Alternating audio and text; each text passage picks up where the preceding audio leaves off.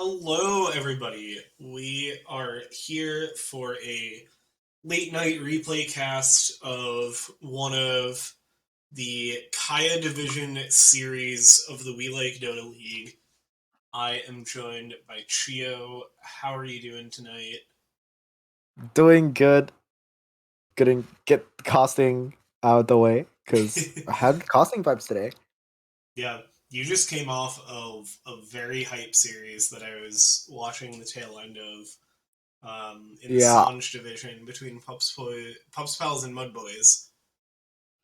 Yeah, it was fucking crazy. And go check out Perma Sneeze's Twitch channel if you guys want to watch that one. That was 2 66-minute games back to back. That was fucking crazy. And thank you, Pharmacies, for the raid, which I kind of orchestrated myself as I set up the stream. But I appreciate you sending the crew over here for anybody looking to watch some more Dota. This is... Oh, good that we're live, right? Yeah. No delay.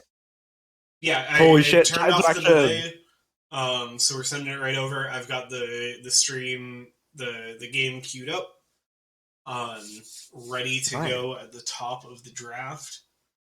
Yep. Good to go. All right, cool. I'm gonna hit play in 3, 2, 1. Styles ban. All right. So yeah, this is Mongrels versus Anti-Farm. This is the upper bracket semifinals match for the Kaya Div. Ooh, okay. Winner moves on to play Squishmallow Enthusiasts in the upper bracket finals. Yeah. 10 seconds. Squishmallow is there's Squishmallow. Surprised to see Mongrel still banning the Treant. All things considering. Oh wait, Anti-Pop is Zach's team. Alright. Yes. Sorry, Zach, you're getting flamed. Yeah, this is to some degree the WLD team 10 with Zach and Strilling on it. So this is I'm a little surprised the series went uncast, honestly. Yeah. So I'm excited to grab it. Sometimes like some of the games are just a lot higher profile than others, right? So we expect some things. To ban. Naga getting banned out in the first phase. Witch Doctor, that one's a big one. That one's climbed up the ranks. Is, I think, the most picked hero overall in the league. Not banned a ton. Oh no, Jakira has one more game than Witch Doctor at this point. Funnily enough, both of them are negative win rate, but... Yes, but they've been competing for the top spot in pick rate, which is really funny. And yeah, it is Anti-Farm's most picked hero, 8 games, and 50% win rate, so higher than the league average, at least. So solid Mongrels. And yeah, they have played the Treant 4 times. With Dark Willow, this is a big one for Mongrels. 8 games, 50% win rate. Yeah, for sure. This is a game on a new patch, right? Yes, this game was recent enough that it should be on current patch, not previous patch. Okay. I'm not 100% on that, but I'm 5 seconds remain. Seems good. Curious to see if they like why the Naga was banned there. Ooh, okay. I mean, this is pretty consistently like the favorite position 4 hero across the league, so not super surprised to see it be the priority pick. Mongrels have played it 3 games. I know. Strilling's the 4 player. I know Strilling's played a good amount. I know Anti-Farm's 4 has played. Okay, they do grab the Jakiro. So this is a game that contributes to Jakiro having the most picked rate in the league. I mean, I think especially in this patch, it's not like the hero isn't abusable, especially like we've seen a lot of Clockwork kind of jump on these backline supports, but it's one that a lot of players will perform pretty reliably on. Whether good or bad, they'll perform reliably. So it's pretty stable. It has a pretty good lane most of the Ooh. time. There's not too many matchups that you can't trade into, but Dyer's yeah. turn to ban. I mean, Jakiro is just Omni a fun hero to play. Ooh, Yeah. Ooh, the Omni Knight. Okay, so the Primal was a little bit spicy, of like a meta hero at pro level, but not something we see a lot at WLDL. Omni Knight not in the meta. whatsoever, yeah. But a solid answer to the Primal and the Jakiro with that Dispel. The Heavenly Grace, I feel like, is going to be really big with the two heroes we see so far. Yep. And a lot of the Primal baseline, this is an offline Primal, a lot of his kind of early strengths will be pretty heavily negated by the Hammer Purity Slow. You need to be able to like keep yourself on top of people for the trample, and Omni Knight does not let you do that. And even later on, like trying to play without being into the Degen Aura is going to be really uncomfortable for this Primal. So actually, this is kind of spicy. The only thing is that like you don't have a good Guardian Angel like counter, so like part of Omni Knight's kit kind of wasted here, but yeah, but you definitely see the logic behind his pick. Yeah, I feel like early in the draft at this point, it's like what core do you find on anti-farm that's okay into the Guardian Angel, especially with anti-farm themselves banning out the Naga in the first phase. I feel like that would be one of my first thoughts of like, yeah, this is a right-click core that still deals a lot of magical damage with the Riptide. So imagine new hero Murata against Omni Knights. Oh my god. Oh yeah, I mean that would feel insane. Definitely enabled. Yeah, luckily for Mongrels, not available in Captain's Draft yet. Or Captain's Mode. I always forget that Captain's Draft is its own. That is not the same. Oh, as true. There are 2 Cringe. Oh, second phase Lina ban. Okay, so Anti-Farm's still respecting it. I'm now feeling more... Yep. No, because I was going to say I'm feeling more compelled to go double-check that this wasn't on old patch, but if this was on old patch, then Lina would have. Radiant's turn to ban. So, I'm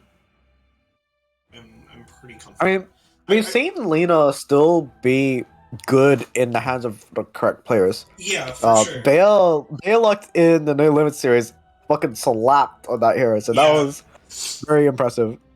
Yeah, Balok made it look really good. You made it look really good, despite us beating you on it.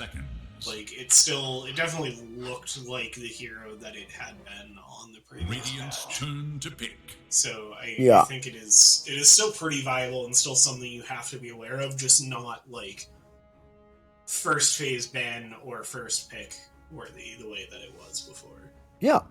It's just simply a playable hero now. It's not uncounterable the way it was before. 10 seconds remain. I think being able to reduce the sheer amount of damage the hero shits out was like really important to kind of giving it a little bit of counterplay. But yeah, I mean, curious to see why they banned Lina, because Primal's one of those heroes that kind of gets on top of it. But also see the Spectre ban there, so I'm not too sure. Ooh, I was going to say finding a carry pick that's good against Omni. One of the things that you're looking for is something that has a natural dispel or something that can build Nullifier and feel good about it. And Shadow Demon fixes that Nullifier issue. You now have a way to get through the Guardian Angel and the second spell as well. I forgot what it's called. Heavenly Grace, I think. Yeah. So yeah, I mean, this is a cool answer to the Omni Knight here that we're seeing. Also, lanes pretty well to the Hoodwink. Yeah, like and kind of shuts down the pick-off potential that Hoodwink brings. This is sick, actually. I love the Shadow Demon. Yeah. If I remember right, it's Fuckpal that plays the 5 for Anti-Farm. I've only watched like 1 or 2 Anti-Farm series. I'm not 100% familiar with their team. But yeah, if it's something that their 5 is comfortable enough on, it's going to be really, really good in this draft. And just presents like a really, really big issue, because now for the rest of the Mongrels draft, because now you have to be like, okay, you've got a really standard like pushing and stunning for support, not like a super initiating. Ooh, they go for the Tide Hunter. So kind of a similar thing to the Primal, of just like, okay, we're gonna put our big initiation in the hands of our position 3. And that's not something that a Shadow Demon's going to be able to easily answer, because it's just a huge AoE stun. 5 Shadow Demon is usually going to get caught in it. If the Shadow Demon's super fast, can technically save, and they follow it up with the Snapfire. Which this is just a really solid lane duo. The Tidehunter loves just spending time right up next to whoever the enemy core is, and Snapfire is really good at enabling that. The Snapfire... Wait. No, I'm this sorry. has to be a snap core, right? This is almost definitely a snap core. I mean, Hoodwink or Omni Knight technically can slot into a core role. Yes. The 2 games I randomed Omni Knight mid. Remember Radiant? It's so cursed. Don't do it, guys. Don't. No Omni Knight cores. I mean, I think a snap mid this game, like... It feels hard. Wouldn't you be able to just put the Primal against it and then feel really good about that lane? Yeah, I think so. Or in fact, a Storm. Because yeah, I guess this just reinforces Primal being the offlaner. And yeah, I think this has to be a snap mid when we see it with Tidehunter and Omni Knight. Yeah. And this looks like a really good lane for the Storm Spirit. Like, Snapfire does not like playing into this hero.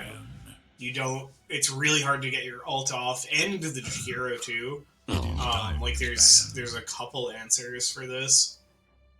I mean, the rest of the kit is decent. You have a little bit of juke for the Storm, but overall, this is feeling like a hard game for Mongrels in this draft.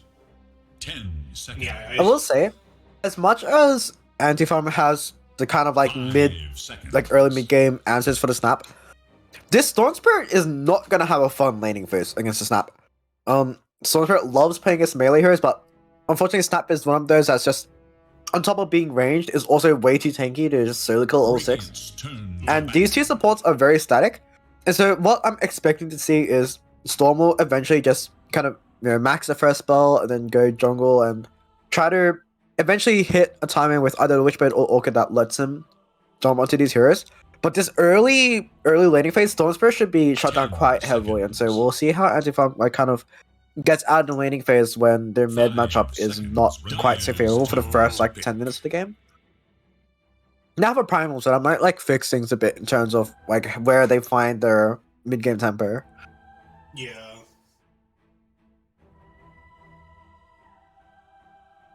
Anything interesting you see in the bans here? Jaroslock, Protect Tide, Anti-Mage, Jog. Yeah, I think nothing crazy. Standard. I think it's pretty clear both teams are looking for their carry in the last phase.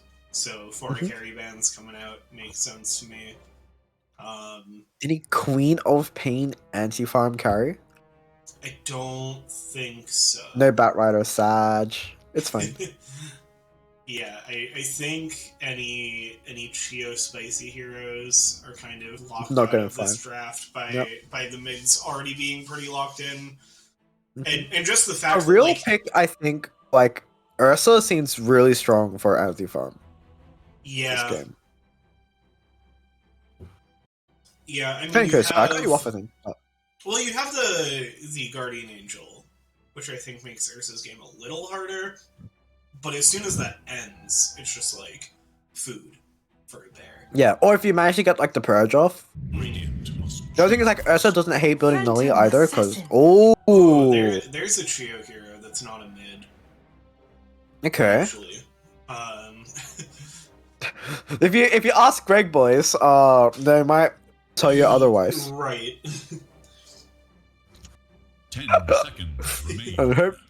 Well, considering Greg boys is like not playing the Cherry anymore, kind of sad. Yeah, but still, that was also I mean, Praetor the PA. Because that was the Alchemist Ags game where Praetor played the PA mid. All of that aside, yes, I think we can safely say this is a 3 Tide, a 2 Snap, a 1 PA. Yeah, I think that makes sense. It's definitely going to make the Shadow Demon and Jakira's game a lot harder. I think Primal also doesn't... I think the lane is going to be decent for Primal. I feel like with Trample, like, Primal does not mind running up against a PA. But I feel like once PA has more levels, it gets harder. And Primal is, like, a durable hero, but not a super durable hero. Like, I think a PA can still really take a Primal Beast. Storm is good jump onto the PA, but also has to be careful about the crits, like just 1 or 2 crits. Killing him, yeah. Ooh, okay. Morphling is the final pickup. I like it. I can... Yeah, no, I think this is a relatively free Morphling game, actually. Like, you talked about finding a carry that has some magic damage that you didn't get negated by Omni, and well, there's your answer, right? You have 2 nukes, you get to steal Snapfire, it also gives you more nukes, you have Hoodwink to kind of set up for spells. Like, this is a pretty good Morphling game. Oh, is it? All around, yeah. There's like a really sick unless play you get where one shot at PA, you morph into Snapfire, use Little Shredder, and then morph back and have your full Morphling damage. Well, I guess because that doesn't scale off with the damage normally. Yeah, you don't get your level 20, so you can't do that, but yeah. So I guess it's not that sick. It's still pretty good. It is pretty good. Yeah, no, I think this is a pretty ANFM favorite draft. Yeah. Like, I think the PA does a lot, but like if you're comparing the PA to the Morphling this game, I think the Morphling just feels easier to play. There's not so much you have to worry about. PA always sucks against these kind of physical, like, not physical, like single target lockdowns, which Primal Beast and Storm kind of have in spades. It's kind of what the heroes are built around. And so she has a really uncomfortable game where she needs PA, like she needs BKB, and there's probably some like Manta Lincoln's build that we kind of see when you're in these type of games. But that kind of means that against the Morphling, you just don't match up in that 1-to-1 where he kind of has freedom of automation in this game. So yeah, we didn't get to talk about the hat draft, but any thoughts on which characters look nice? Darcy has the one of the collector's cash sets as well as the big gladiator set. So it's a pretty cool PA, but I'm not sure I like it the way he's arranged it. Yeah, I like the PA set, but it definitely doesn't feel... I feel like the helmet looks too big with everything else they have. Like it's missing the rest of that set.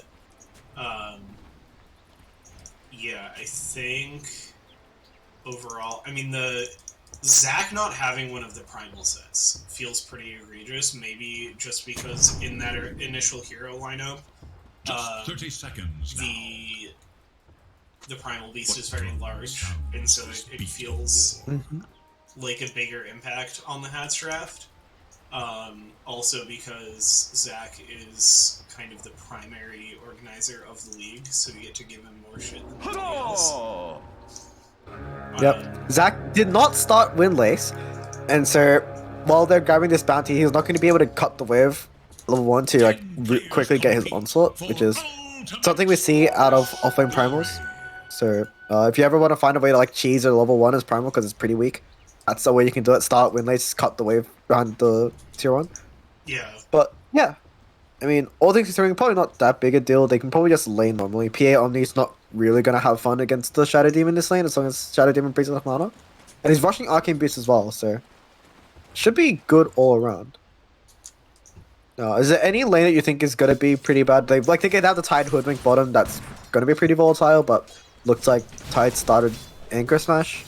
Yeah, Tide Hoodwink is powerful, but Morphling's super hard to kill, and Jakira's a pain. It's a nice bushwhack to start things off.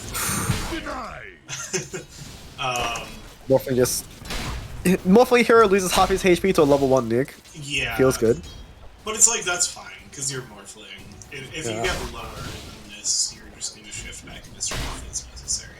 Like, I feel like this is a deceptive lane where there's a lot of heroes that we're used to seeing getting kills, but because there's like a Morphling and a Tidehunter super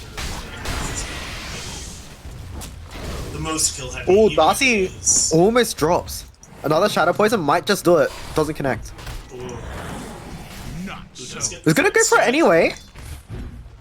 Not taking. Oh, he needs one more stack before Darcy reaches up. So Gonna find it. 192 damage. Needs the fifth. Oh, doesn't get it. Uh-oh.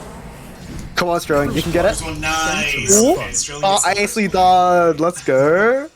Okay, yeah. This top lane feels a lot more volatile. Like, PA is liable to dagger down a hero and make something happen. Omni Knight is really difficult. Dude, what a god. And yeah, the Shadow Demon is just... It's a hero not a lot of people at the level of WLDL are comfortable playing, and the people who can make it look really, really good. Yeah, definitely one of their specialty heroes. The Impetuous, off that kill, actually found the Observer Ward sitting in front of his tier 1. I don't know how the fuck he managed to do that, but that was impressive. As Impetuous is... Yeah, he's gonna try to trade off, but Shadow Poison's not quite connecting. He's gonna put the one to try to get one more stack, but okay, now it pops, and yeah. These supports are just bouncing off. Kind of blowing it out. Yeah. Mid lane spells getting committed, but I don't think anybody dies here for a while. Nope. And Sterling's kind of had really good management of spells in this lane, especially on the first 2 waves.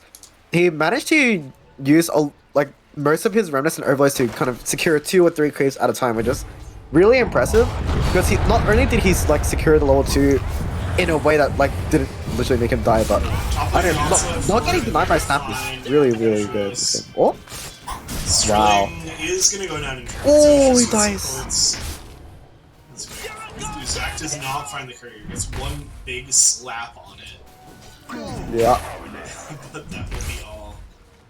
Okay, so they just trade supports up top. I think you're happy with that as mongrels. Just feels so weird calling them that. Feels so inflammatory. I don't know. It's awkward. But all things considered, I think they're pretty happy with just giving the PA a little bit of breathing room. Yeah. The less pressure she's facing, the better, obviously. Zach, gonna get run down a little bit, but Darcy has creeps to catch under the tower, so... Yeah, meanwhile, Sterling has gone to join Sterling in the mid lane. These 2 heroes on the same team. Oh, if that Shadow Poison connected, Annual's actually dead. Almost. Oh, yeah. That was close. Just a ward placement from the Snapfire. Able to spot out the bottom rune as well, so... Yeah, that's actually what I need to learn, because that does evade a lot of sentries that get placed in the middle of the river. Yeah, that is a nice, safe ward that still sees pretty much everything you want it to see.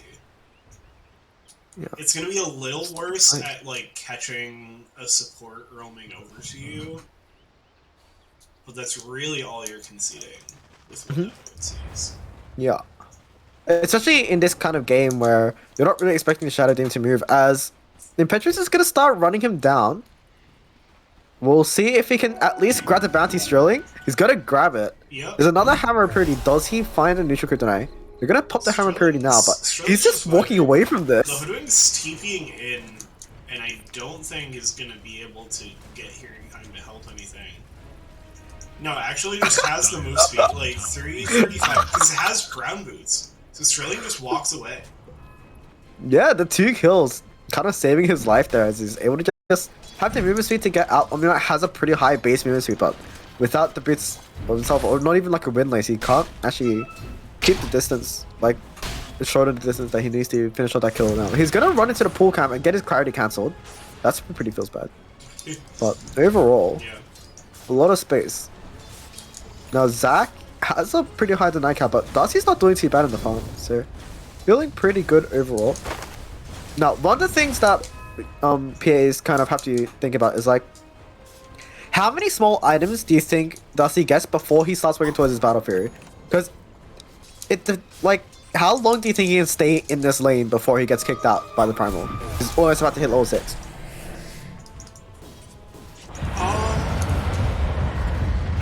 Oh, dude. Have another onslaught. Ooh, does get a nice blink away. But it's still just like, barely it's so lit. hard to see very far for Gauzy. Yeah. And that's without level 2 upper. Oh, Yeah, there's impetus. Oh, now, nicely they done. get the Pulverize onto Dasi. Snapfire's gonna rotate it. I'm gonna turn. Saving. One of his kisses. Ooh. Oh, Dasi still goes down. Zack with the trample. Oh! The Scatter Blast misses! Zack's gonna be able to walk free out of this one. He has to The solve. cookie doesn't quite The connect. cookie the creep, but the phase boost movement speed. Yeah. I said that, and steals the bounty away from the Snapfire as well. Top tower is under attack. So this early game is not turning out so well for Mongols as we thought it would. Yeah. Should look All things considering, tower. the Tidehunter topping last hit chart, Yeah. kind of unexpected considering Morphling has such a big base damage difference, but wait, look at him, he just pops the high five, gonna cut the wave, drag into the small camp. Extra efficiency for him as well, has the Ring of Health, so not gonna care too much as... Curious why he drags this wave, considering he didn't want to take the small camp. Might just sit it outside his tower though. Yeah, I think JC's just vibing and likes taking this lane in a nice safe spot, especially with Teamfight Andy and Unruly Bear rotating away. Like, They have Ravage on Tide, so they might look for this kill. Now, Yeah. I'm not sure if that smirk actually showed on top of the ward, but ooh, they it might, even have, then, I might not be able to don't catch up to think Morph. So, Yeah, no we'll other see the support smirk pop here. on Annie really They soon. get the slow, And so that's his cue to run. just starting. Pump fakes the Meanwhile, waveform. Jesus. No, in the mid lane, actually. That's where Zack finds that kill. There is little Yeah. for Dire's middle tower. Dude, he's the same. Kevin- Primal Beast is the same level as the Storm Spirit. Oh, wow. That's crazy. Yeah. Dire's middle tower. I guess this the offlane Tide for- and Snap are that level as well. So, it's still There pretty is little Yeah. hope for At least Dire's if- middle tower. Radiant have fortified their But structure. Yeah. Oh, Kevin's as not... Zack's gonna go for the full length onslaught. But the Heavenly Grace is gonna give Darcy the HP he needs, so he's not gonna die. Yep. Radiant's bottom tower They're just gonna is hang out. under Yeah. There is some Morphling There lurking is now. little hope for Dire's So Zack middle, kind of middle bait tower here. has fallen. Yeah. I mean, there's not a lot And of trees meanwhile- for him to hide behind. Dire's middle tower is under Okay. attack. Okay, The Kevin's just gonna take over this lane. Bottom Bottom lane's defendable, but Anti doesn't look like they want to defend it. I'm not sure what they're thinking right now. They kind of gave that one over after taking the mid tower. It's just gonna die So- here, it looks like. Gets Say goodbye to advantage Striller. now, but yeah, it just goes down to the anchor smash. Cool. Tidehunter is actually going for Meteor Hammer, so interesting considering that he already grabbed the bottom tower and doesn't need more tower pressure. Yeah. But If there's any question Meanwhile, of what patch this dragging here is here. Has Well, onslaught. there's the first Ravage, just a nice catch onto Zack, who will go down. L? That is a L Zack? worthwhile rotation. Play tasty. Who high fives Dossie. Yeah, I mean, all things considering, like, considering he was just dragging so many heroes here, I'm kind of surprised it took him that long to die. Yeah, But that is like. That's not that they're, like, upset about. Yeah, that's when you ping space created of like. Yeah. I mean, I guess Kevin's up here top, so it doesn't feel amazing. But like at least Sterling was finding some pressure mid. The mid tower has gone down for Dire, and the Radiant mid tower is still up. So like, ANFM's still vibing in this game. I mean, they're up by a kill in 2K, Yeah. which is honestly they're kind chilling. of surprising. Like I feel like Yeah, for sure. these micro fights have been going more the way of Mongrels. Yeah, but it's just the casual pickoffs, especially, like, in the starting, it's the start of the laning phase that Zack and Storm were able to find, kind of shifting this network lead a bit. As well as that, like, the last hit difference It's kind of crazy. Like, Zac hasn't been farming that much because he's just been making space on the map. Storm and Morph both are sitting at a pretty comfortable number. Yeah. Meanwhile, the PA is only 2 components into the Battle Fury, so that's not gonna come at like an amazing timing for Darcy this game. Yeah. Darcy's game has definitely not been perfect, but it's still going fine for a PA. And now maybe might find some more food, gets the dagger onto Sterling. It's managed away for now, but the bushwhack is here from Unruly Bear, and Sterling's here. Bill does actually go the way of pops the Demonic Purge. Oh, I guess it's a short quarter. Yeah. It pops off, Shadow Poison, but Darcy's fine. Yeah, he's living. Do you know if Disseminate does extra damage to the main target as well as surrounding enemies? Off the top of my head, no. Also, Sterling does not have a level in Disseminate yet, so it does not. Oh, it does. Okay. Yeah.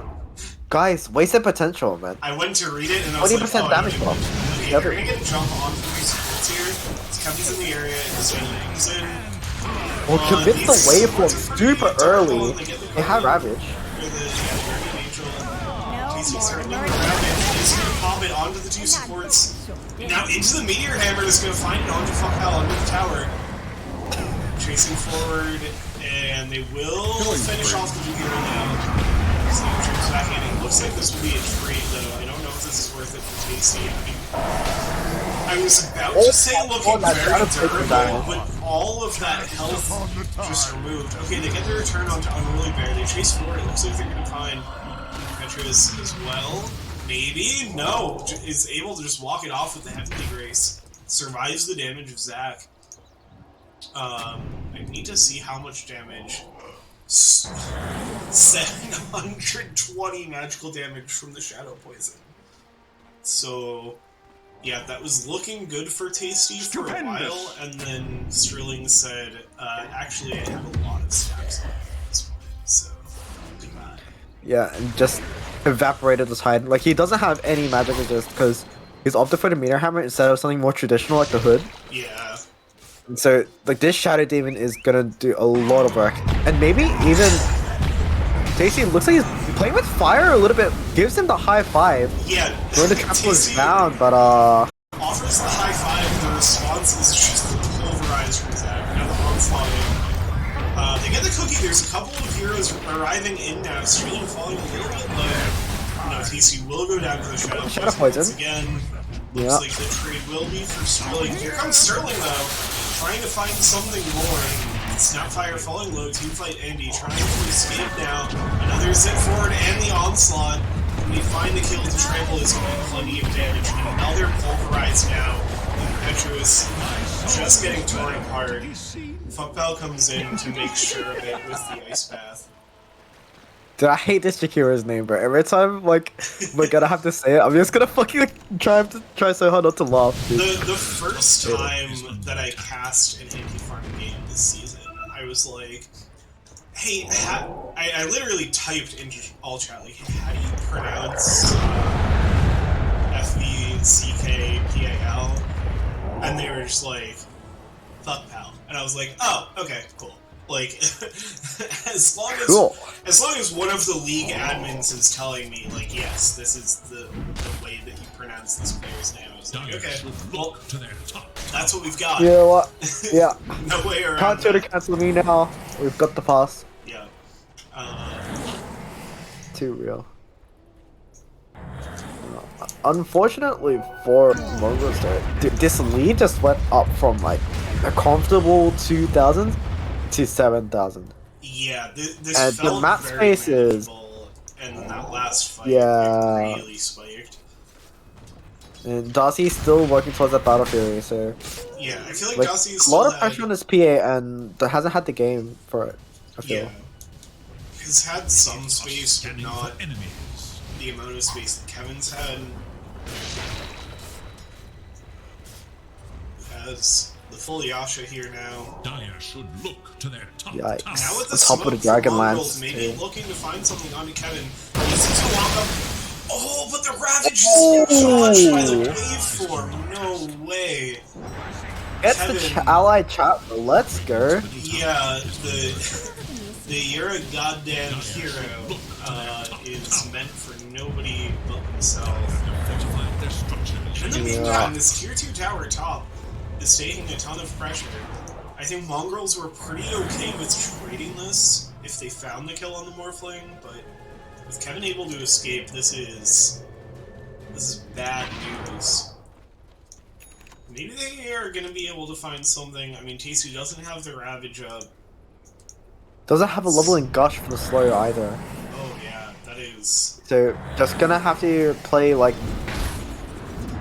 just shove the wave out with the hammer here. Right. Yeah. Now if Funkbell's in with the stun, Zac has a full DKB, so we get the pulverize through the Guardian Angel, but there's not a lot of other damage. Okay, eventually goes down, but now Sterling is going to get traded for. His Mongrels bring the damage out. Ice Path here to retreat as Dossie comes in.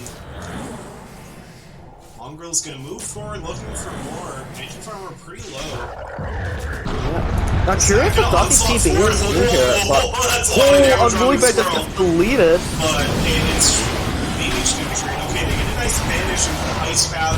Gets the pulverize as well. If Funkbell goes down, and Zac will as well. Now Dossie's gonna find another one, just one more click onto Sterling. The dagger will do it. Kevin didn't finish off. Oh, and he has Shadow Poison on him. But he might not take out anyway because of the wand.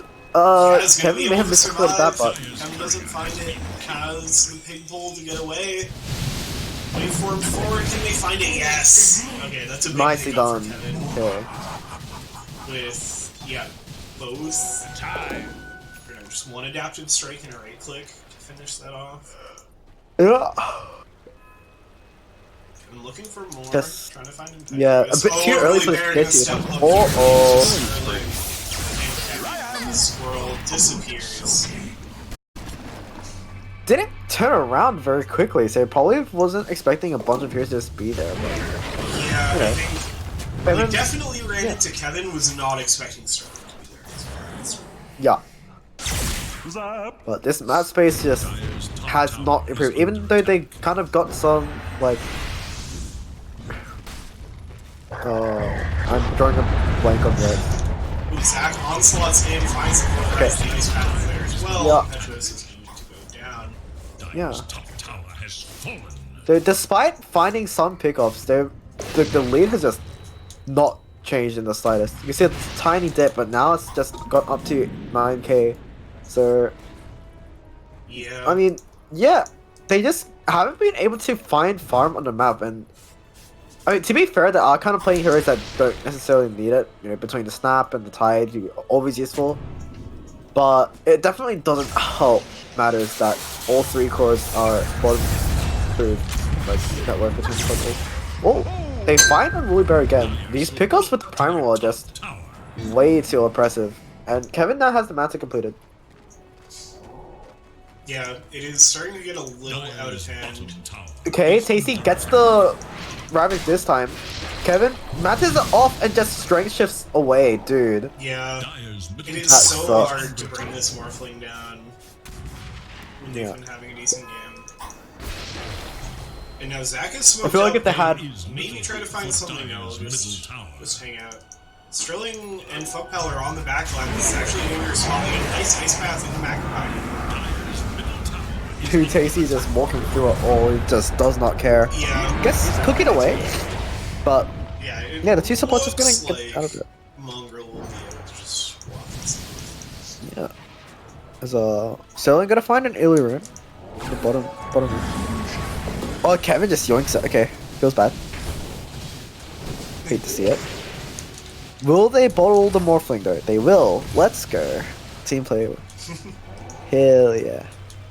Such a good feeling when you're playing Karen, you just get bottled by your mid. Like, yeah.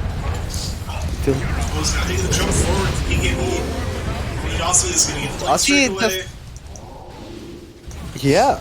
Feels like Darcy is just not finding space for himself in the map. Yeah. Like, I'm not sure why he's here, but it's a bit early for him to pop up like this. It feels like right now you're okay with maybe conceding this mid tower if your PA is finding space elsewhere, like not far away from a Desolator, which is going to be a huge power spike if you can hit it. And I can't help but feel like this little like this is kind of the item you get when you feel like you don't like, how do I say it? It's like you feel like you need an extra item to actually be able to contribute when you have a BKB. Otherwise, you just straight up rush it. And I'm not sure that he needs a Desolator this game, considering he's playing into Primal. He just gets a bunch of armor from his upper, and Morphling he just walks around with 30 base armor. Like. Yeah, speaking to the durability of this Primal Beast, is you can run into 4 heroes and be completely fine with it, and actually kind of force them away. BKB? Yeah. No, BKB doesn't matter, honestly. Okay, now... He's getting the blink now as well, so... Yeah, that's pretty hot. This is going to be scary to deal with. Yeah. This Primal Beast. Mongrels, though, are finding some good space into the Radiant side of the map. Yeah. So now you know what's really big? They can... Morphling is getting Ags. Oh. Kinda... I can see why you do it, this game, to be honest. Like... Yeah. A lot of... Yeah, I mean, it feels pretty good, especially, like, if you're morphing into, say, Snap, who has good nukes. I can see it. This is spicy. Yeah, I can't say I feel like I see a lot, but here it is. I'm getting a second wind. See just what it can do. Yeah. Are they going to take the rush though? That is the question. I think they're looking at it. Yeah, they might be scared there. They don't have an amazing Roche take in this lineup. Kevin's pump faking the rush. Yeah, it looks like Kevin will just shoot again. Sterling is going to come out assist. Take some damage. It doesn't feel like Mongrels... Good illusion by her. Like, from Kevin. Yeah. It doesn't feel like Mongrels know this is happening, even if they did it. We do scan that, so they know what's happening. It's just a rough game state to be able to test this. Yeah. It's kind of crazy. Give it to Sterling rather than Kevin, which I like. A Storm Spirit loves and uses the getting the mana back on top of the health is just so big. It's one of those heroes that dives deep into their mana pool, and so it means more than just getting a second life. Eager to know. Yeah, like one of the heroes where a second set of spells like Storm Spirit and Lush, they love Aegis because they just do so much with mana. And a big worry with these heroes is if you want to commit your mana bar and you die, like I mean you die, right? But like you kind of need your mana for yourself. Back towards the top lane as Kevin lays down the pressure on this tier 3 tower. Wait, they TP back to PA again. Yeah, I can't help but feel like he's not. Yeah. Like it was. I don't know if this is what you want to be. It was a threat onto this tier 3 tower, but I don't think it was enough of a threat from Anti-Farm that you had to bring your whole team back. I think Dossie could have stayed on. And even if and like look at this bottom vision from. Yeah. Like that side of the map is so safe. Oh, Dossie just gets jumped on. They have the ice path after the Heavenly Grace, but blink out. We'll be safe for now. Both teams just kind of feeling out how this fight is going to start. It's a really delicate situation. So you don't have, like, the biggest thing is Ravage. And so if Mongrels can find the huge Ravage, then that is certainly going to be the start of the fight. Is under attack. But there is plenty of counter initiate and plenty of just like actual initiate from as well.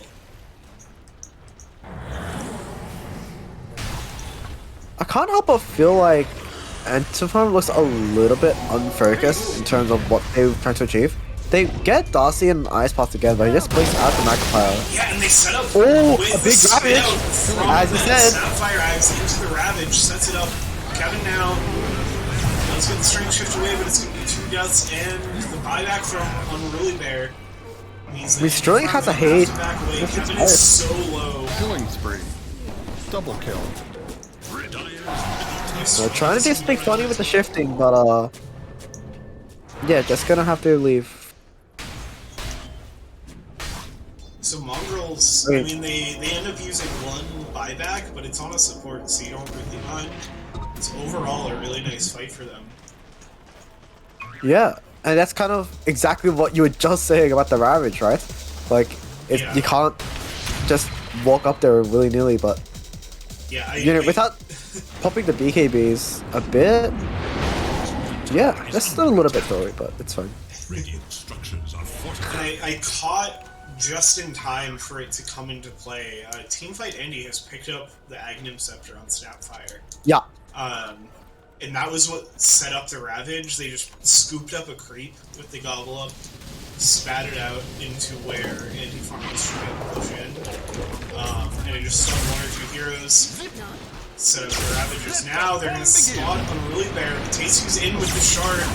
It's not a full setup for the Meme Hammer, especially with the Storm Spirit. They continue chasing forward. Drop down the Magnifier. Sterling falling a little low. They get the pushback off. Unruly Bear trying to survive. And is going to go down, but they find the Aegis as well. But in the meantime, Kevin has found Yossi. That is the even bigger kill. Now it's going to be Impetuous as well. This is Gabe Newell. So, 3 heroes. Yeah, 3 no heroes buyback. down, no buybacks available. Anti-Farm looking strong once again, and they're going to immediately turn this into pressure onto the tier 3 tower in the mid lane. Yeah. I mean, all things considering, like, this isn't the end of the world for Among Us, but it's hard to figure out a way to go back to this game as Zach just blinks into the tier 4 looking for Teamfight Andy. Yeah, blinks forward, trying to find the Snapfire, and with the follow-up from Sterling, they will do so. That's a really big pickup, because now that's your mid laner down for another 40 seconds as everybody respawns. Makes it a lot harder to defend. And maybe we'll set up Anti-Farm to look for more. It looks like they are going to back up for now, as a lot of their heroes are a little low on resources. Yeah. So they're just going to take control of this part of the map. Fopel going to queue up the outpost again. Has the Glimmer coming. Dude, these supports are kind of rich. Or at least Fopel is, like...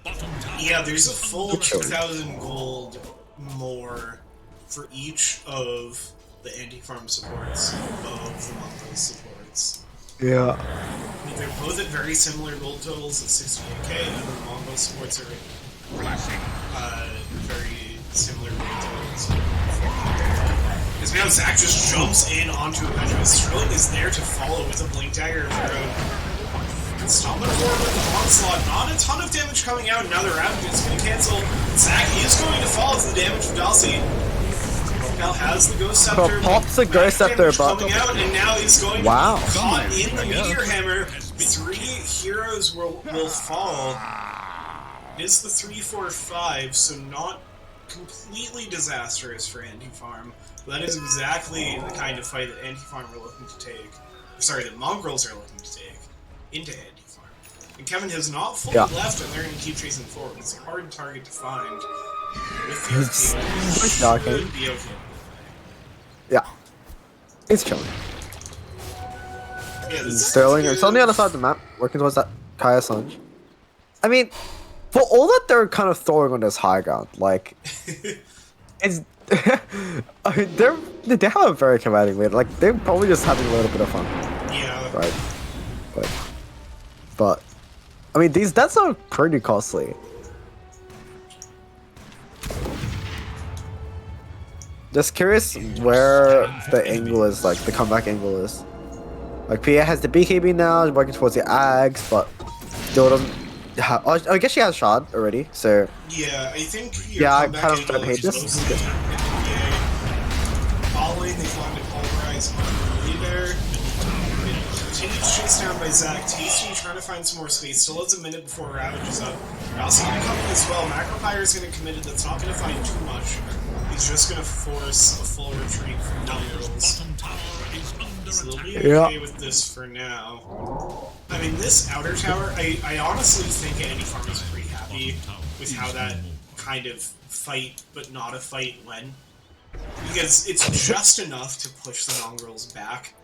And this is a tier 1 tower that you somehow hadn't taken yet. Like, this is just a necessary objective that you have to check off the list at some point to be able to fully complete your push. And it just because you never want to, like... Yeah, you never want to be on the high ground and then look at the other lane and be like, oh, crap, we haven't taken the tier 2, or like, we haven't taken the tier 1, right? You want to be able to transfer yourself to the next set of racks, and that's gonna, like, you know, that's one step closer to being able to go. Sterling, I feel killed himself for the ward. Gets it. I have been here. Does get the kill on the Observer ward, which is the most important part, is that if you're gonna step up a high ground that you shouldn't have stepped up, as speaking of stepping up farther than you should, Zach is just charging in with this onslaught, but is much harder here to contest than it should be.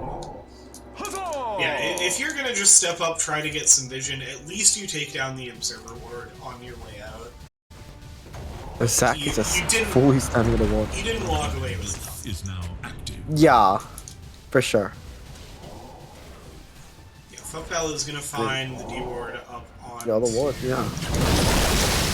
Now Tasty gets jumped on, commits the Ravage. That's not really the Ravage you want. It's a DD morph there. Yeah, it makes sure Tasty survives to fight another fight, which I haven't looked that much for buybacks. And Tasty has buyback available, so I really don't love that Ravage. But I guess it does guarantee that the double damage from doesn't get more than they kind of worried for there. Yeah. The only negative is, like, now Ravage is down for the rush, which is just respawned and they've just checked it. Oh, yeah. So, that's gonna be pretty rough. A shard now available for somebody. Honestly, the shard on Storm Spirit this game, just... It's a win more, and you're like 11k up. Just give him one. They can end the game. Yeah, it looks like that's where it's gonna go. Putting Overload, like, on your Morphling feels pretty clean. Wait. Can you do... I'm just thinking... I'm probably thinking too far. Can you do, like, a really spicy thing? It looks like the shard is made the Storm Spirit. It's currently in the hands of Sterling. I was just thinking... I feel like you can do a fun thing with Storm Spirit and Snapfire, where you... Okay, I think that... Okay, that tip was for snatching the Aghanim Shard, which will now be handed over to Storm Spirit, and... I see. Presumably consumed. Is still chilling in the inventory. But yeah, I think that the Storm Spirit Shard cast on Snapfire is pretty nice. I know they're gonna give it to Fuckpal on the Jakiro, it looks like. Yeah, I don't hate it. Yeah. More tower push, which is really all you're really looking for at this point. You're just trying to finish off these tier 3 buildings. Yeah. I'm not sure if it's still a thing, but if you only keep one of your Liquid Fire and Frost on auto, like on autocast, and you manually cast the other one, apparently both of them used to trigger at the same time. I'm not sure if that's still a thing though. Huh. It always felt like it should be possible. Like, they're both attack modifiers, so you should be able to apply both on one attack. Like, they have if it's still a thing, it could make it a lot more safe for him to siege. Yeah. So, look at him just staring down the pipe. Oh my god. Zach did not get to cast his BKB. Nope. Feels bad. Well, I don't know if Zach would have survived even with the BKB. Oh, they see the smirk on top of Sterling. Yeah, they're gonna be able to safely back away from this. Wait, Sterling has the Aegis. Oh, that was the tip. I'm sorry.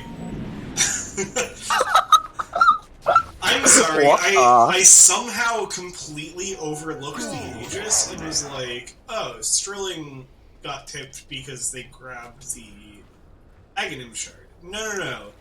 This Shadow Demon snatched both the Aegis and the Aghanim Shard. You're just right-clicking the ground as the Aegis died. Now they're going to look for something on Dodasi. He's going to be able to lure away. Throw a dagger out towards Kevin. Just kind of have to be careful. They're going to get the jump this... That's the Aegis. It's going to be found and they get the Ravage to follow it up. Sterling jumps in off of the back of it. They're going to find Sterling again. Unruly Bear goes down in trade. Now here comes Angel's Embrace. Sorry, the Guardian Angel. Dalsi's in trouble now. It's kind of forced into the Phantom Assassin. Doesn't have the crit, still has plenty of damage on this hero. Petro is going to be found out as well. It's going to maybe get out. Yeah, not enough mana from Sterling to jump forward, so Petros will survive for now, thanks to the cookie from Team Fight Andy. And Tasty kind of cutting these waves, so not completely free push forward for Andy Farm, but still pretty looking good for them. Yeah, should be okay. Tasty's still looking, but I mean, I'm just looking at these mana bars, and this is kind of what happens when you get used to just having a Greaves Builder every game, and you don't fairy region to yourself. Like, these cores just don't have mana anymore. I guess the Jakiro is in the core, but I mean, imagine they feel a lot more comfortable doing that push, like continuing, if they had just had a little bit more mana to play with and they didn't have it, so a little bit unfortunate. But they might be looking at an MKB soon for Kevin, which I'm not sure if he needs it considering the PA is dying anyway, but definitely feels a lot easier to kill her once that comes online. The Ravage looked good, but there just wasn't enough ult. I think Kevin was not envisioned inside the tree lane. Yeah. So they couldn't actually capitalize on the Ravage to kind of pick off the presence they needed to pick off. Yeah, So, disrupting the Manta illusions feels good. Sterling. Radiant's bottom tower is under attack. Darcy's gonna show himself to clear the Manta, like the disruption illusions. I just hate that you can disruption like a Manta, and like it inherits the stats of the real hero. Yeah. Sometimes it just like feels weird to me, but maybe I'm just Karen. So casually just saw Sterling miss 2 shadow poisons in the way, but it's fine. He got there in the end. Yeah, I didn't see it on my view, so Hell that's all yeah. that matters. It didn't if you didn't see it, it didn't happen. It's like we really get to see Zach dying. I mean, Zach is pretty close to the Shivas. See if he wants to buy it out and just save buyback. See, we can jump in forward, looking for something on Kevin, trying to defend these racks. We can see is the barrage of right clicks tears apart top barracks. So another. You have to imagine, yeah. What's the angle back into this game now? Because it feels like they don't have enough oomph to throw into the Ravage now. There's a little bit too many defensive items. It's definitely tough. More poison. I mean, you've got the bash around Dossie now. I also just spotted the Solar Crest on Unruly Bear, which is a really nice pickup. Something that's pretty out of meta right now. But I feel like your eggs are kind of all in the Phantom Assassin basket at this point for Mongrels. So I like it a lot for just more tools for Dossie to be able to pop off. Now they're going to get the jump forward, and the Ravage committed should be, Primal just absolutely destroyed. So, Bye, Zach. yeah, a lot of things committed, but that is big league admin torn apart, and a lot of space picked up for the side of Mongrels to kind of push forward onto this map. Radiant's middle tower is under attack. Game admin died. Feels bad. Now they're going to jump forward on pace here. Let's go just the As they ravage the kills gets a really nice tentacle to the deep to be able to keep the heroes away as the macro pyre comes down. So macro pyre going to be on cooldown for a little bit. Maybe gives Marcos a little more confidence before now also getting found. Has to pop the BKB.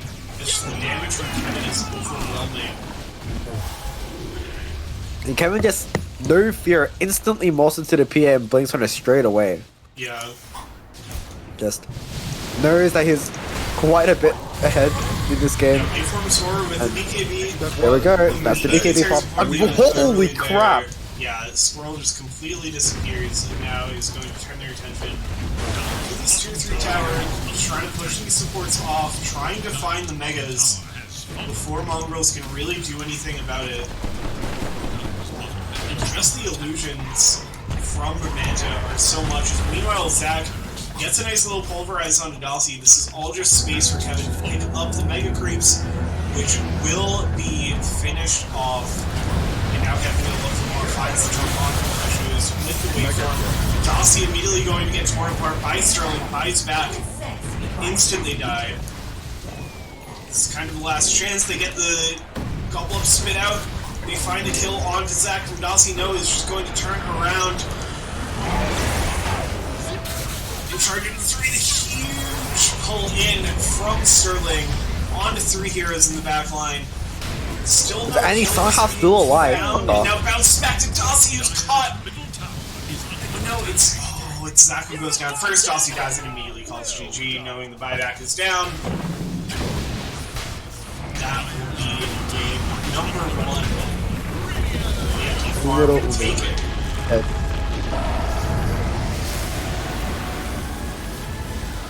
Yeah, I mean, honestly, what would you say? We said like Morph had a free game. He has go 7-0. Like it was a pretty free game. It was a for pretty the Morphling. Yeah. Which you kind of expect. This was the last pick Morphling overall.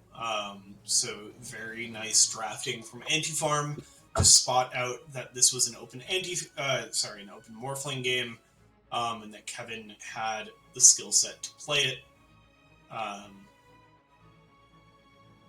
It beats out the level 30 Phantom Assassin, which was picked up in the last phase. Often we see those level 30 heroes getting banned out, but Anti-Farm able to answer it. Yeah, overall, 496 last hits from this Morphling. Yeah, Kevin had a very free game, I would say, is the long and short of it. I mean, really good game played really around the board. Like, it didn't look... Like, up until they caught Dossie after the buyback, this game never looked hopeless for Mongrels. They always looked like they were in it.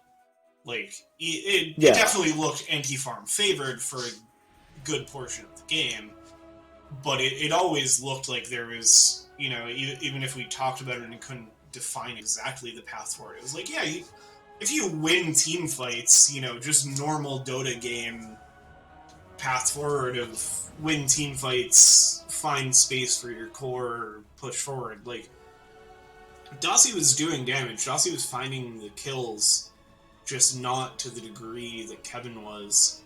And, I mean, at the end of the day, this Morphling was just absolutely unkillable. It was 703. Yeah. So that'll do it for game 1. We don't have to wait around for a game 2, but I am going to take a quick break to run to the bathroom. I didn't wake myself up because I didn't sleep enough, so I'm like dozing off. Gotcha. Wildly.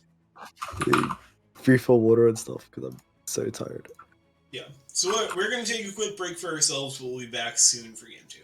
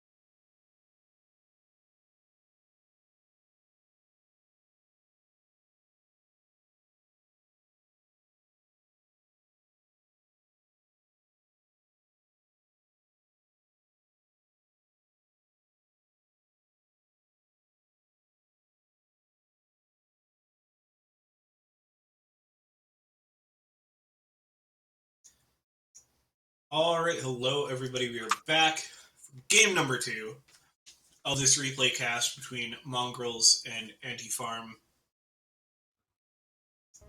Jump right into the draft.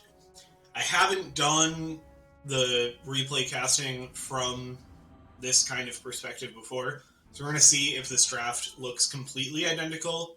Then we're going to verify that this is actually the same. 5 seconds Or remain. this is actually the second game, not the same game. It is Radiant's band. Because the draft setup is so far the same. Okay, Primal's been out. This is definitely a different game. Okay. Hopefully Very it nice. is the game too. It should be. I can improve with that. Yeah. Okay, Dark Willow gonna band out. I think that is a repeat ban. 10 seconds. Because yeah, this is Mongrel's most picked hero. 5 Again, seconds. 8 matches, 50% win rate. It is their favorite support to play. Radiant's turn to ban. Kira gonna get banned out. That is another respect ban from game 1. So yeah, this is definitely looking like a game 2. Yeah. Talk about draft. yeah. Quick adjustment. Yeah. I don't know. I mean, I didn't think- see the Jakiro doing too much, but might just be a comfort thing. 5 Yeah, seconds. It's definitely remain. something Anti-Farm has played a lot. It's something that's been played a lot in the league in general. And I believe those were just the 2 opening heroes. Death Prophet going to get banned in the first phase. Definitely a hero worth a ban.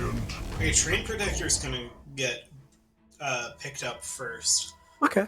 So this is a hero ate some nerfs in the recent patch, which we, based on the last game, were pretty confident this was a game played on the new patch.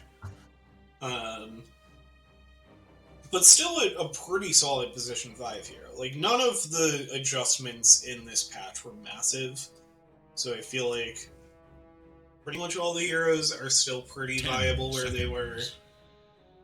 Some heroes are coming out that 5 were not as seconds. viable.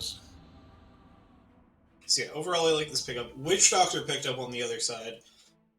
That is your most played hero of Dire must the We Lake Dota League. Followed Second up merc. with the Abaddon. Whoa.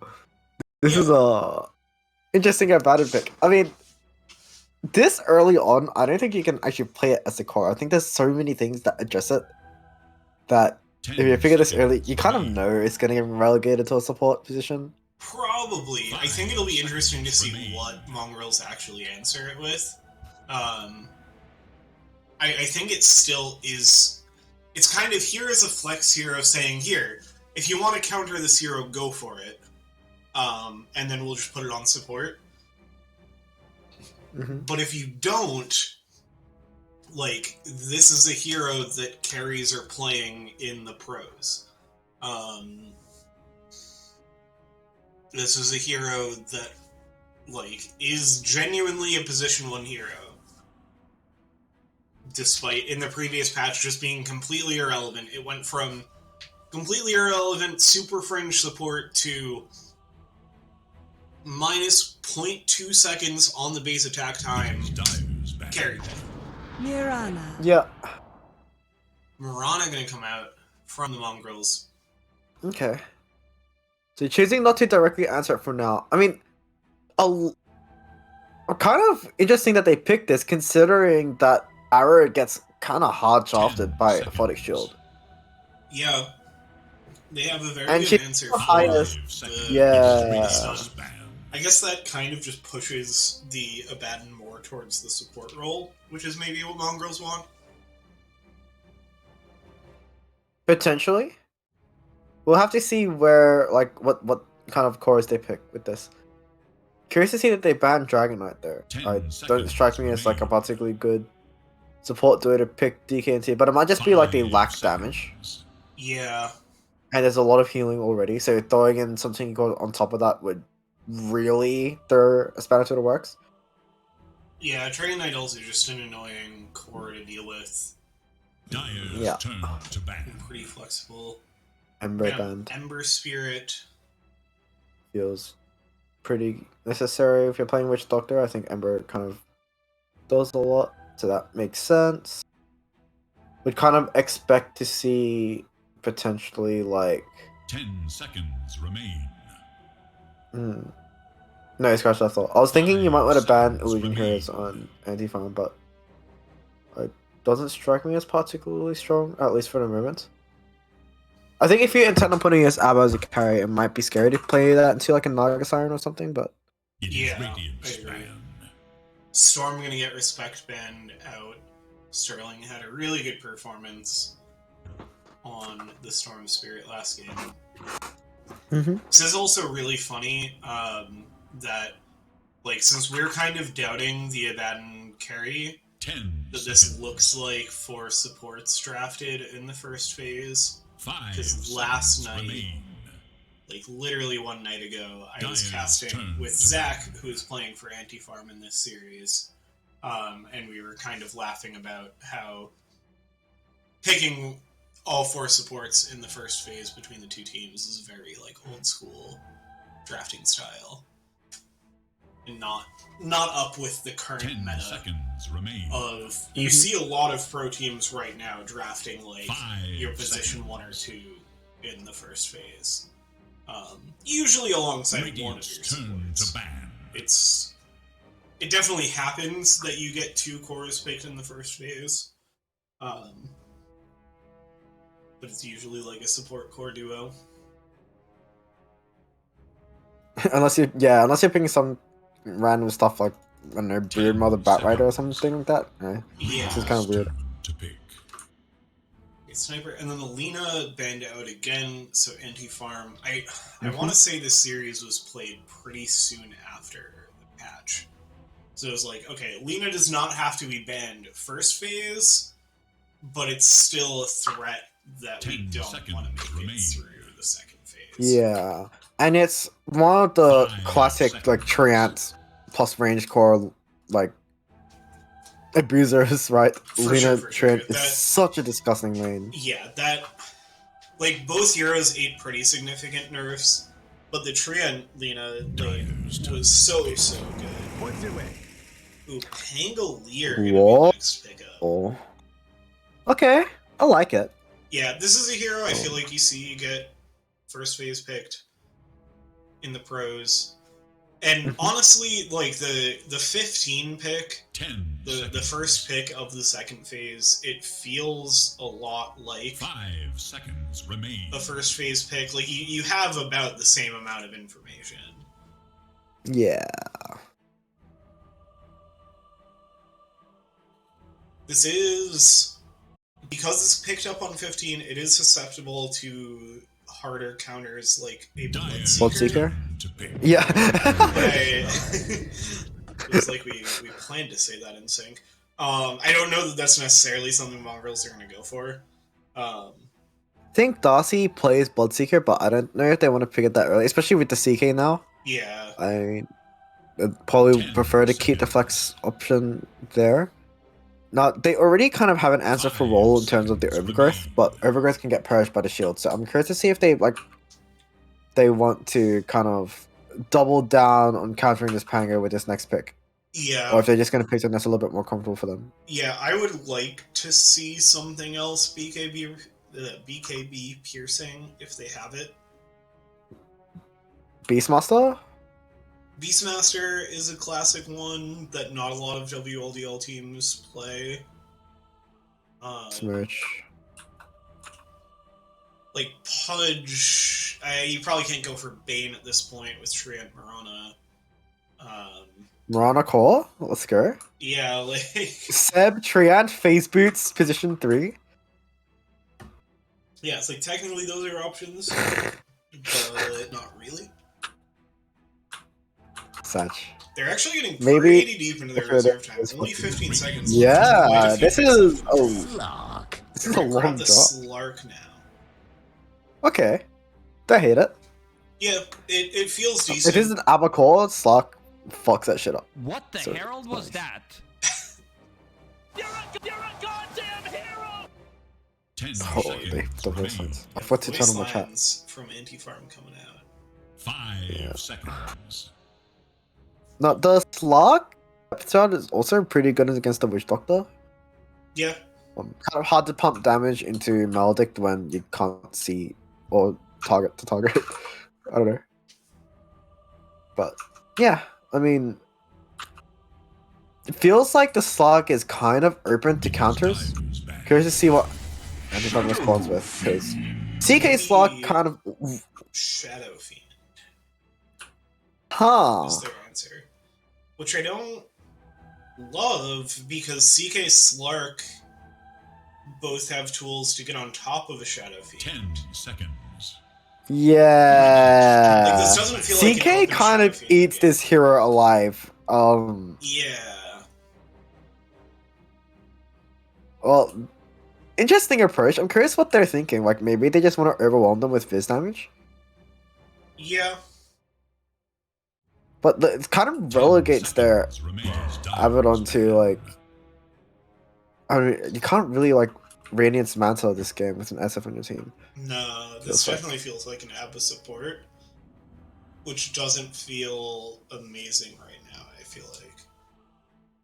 Yeah, because there's not enough that needs shield, right? 10 Like, seconds. Yeah. you pick it this early, they're not gonna give you stuff to dispel. 5 seconds. Yeah, like the Marana Arrow is a big dispel. The Chaos Bolt kind of. And like protecting somebody from the full surround on their reality rift.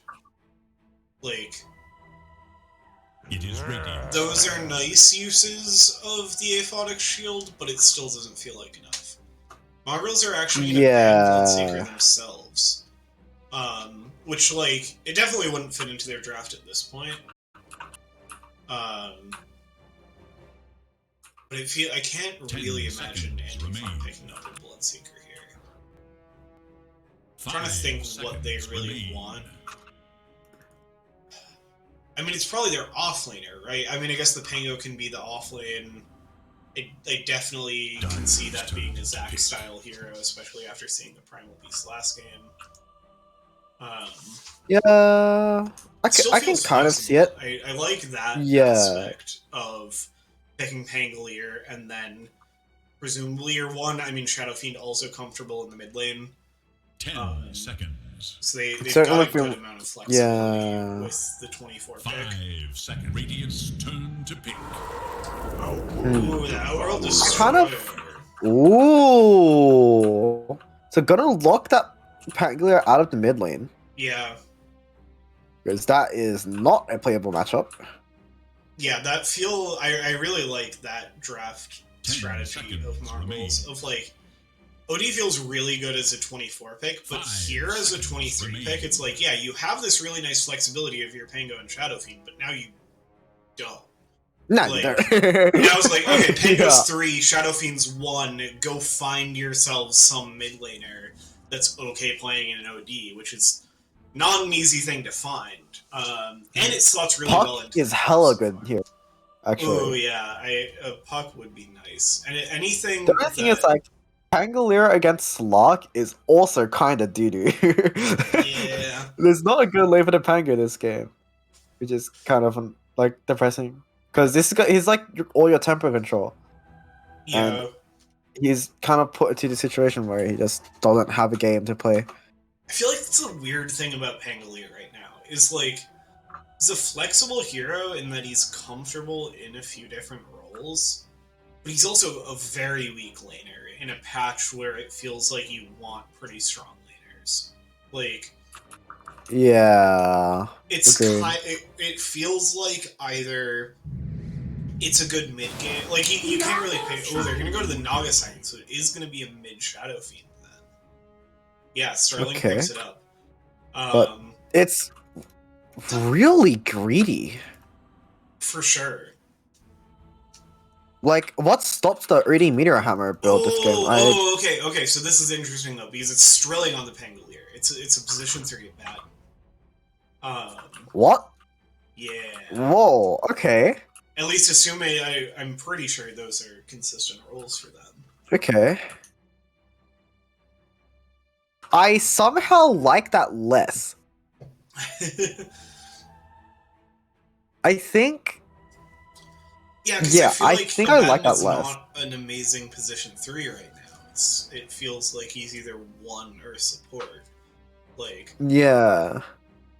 I don't know. But then you're putting him against the counter matchup in Slock, because Slock just eats you through bar time, as well as the OD he stops you from running it if you do decide to still go for Radiance, which would be pretty greedy and kind of trolly, but that's kind of what you do as a core Abaddon, and that also like gets negated by the 24 pick, so like the 23 pick. I don't know. I'm not really a fan.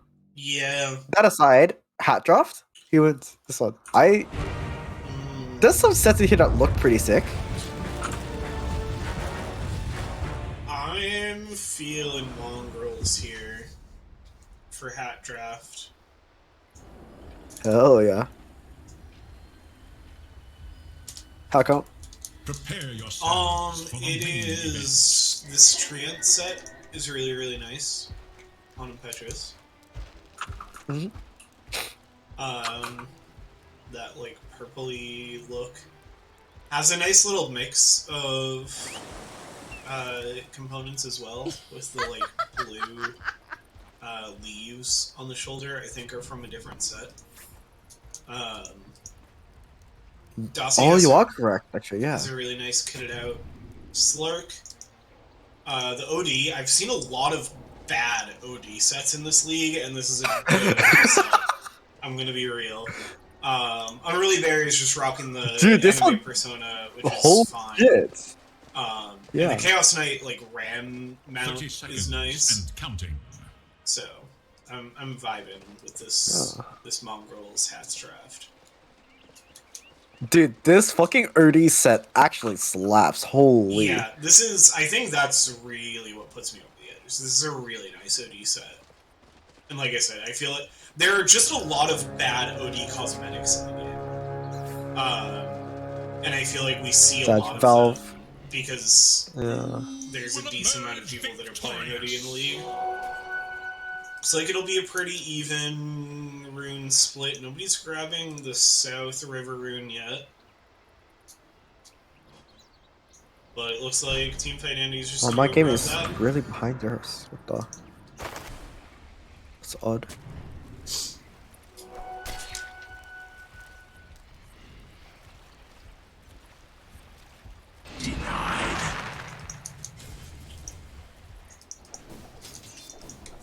Yep, so runes will be even split. Do you like this Slock Treant lane? I feel like they're only really getting away with it because Abaddon Pango is also kind of weak. Yeah, it feels fine because it's a quad melee lane. Otherwise, it feels really hard. I mean, right away, blows being traded. Zac starts a Aphotic Shield. I assume there will be an early Curse Point. Is it worth live? And then it'll be kind of the battle of who can stack up scarier things faster between Dossie and Zac. Meanwhile, on the side, Strilling and Impetuous just gonna trade. Holy shit! Strilling's almost dead? Yeah, has just enough shield crash health to get away from the Nature's Grasp. He lived on 4 HP there. One more tick that does 5 damage and he was actually dead. Yeah, that is... That narrowly is scary. escaped. He's just gonna leave Zac to get some solo Kind of get solo XP, yeah. He was doing fine last time. Level 2 shield. Trying to figure out what he looks pretty chill, even with a Witch Doctor lane. Like, it's a Witch Doctor with a Naga Siren into Chaos Knight Mirana. It feels so hard for anybody to kill anybody. Yeah. Maybe it is a world where Naga Siren takes Snare early, like level 3 or 4. Yeah. But it's pretty far-fetched, I think. Okay, they do get a nice cask into Maledict, but it's just gonna push on really right back. It's definitely not gonna be.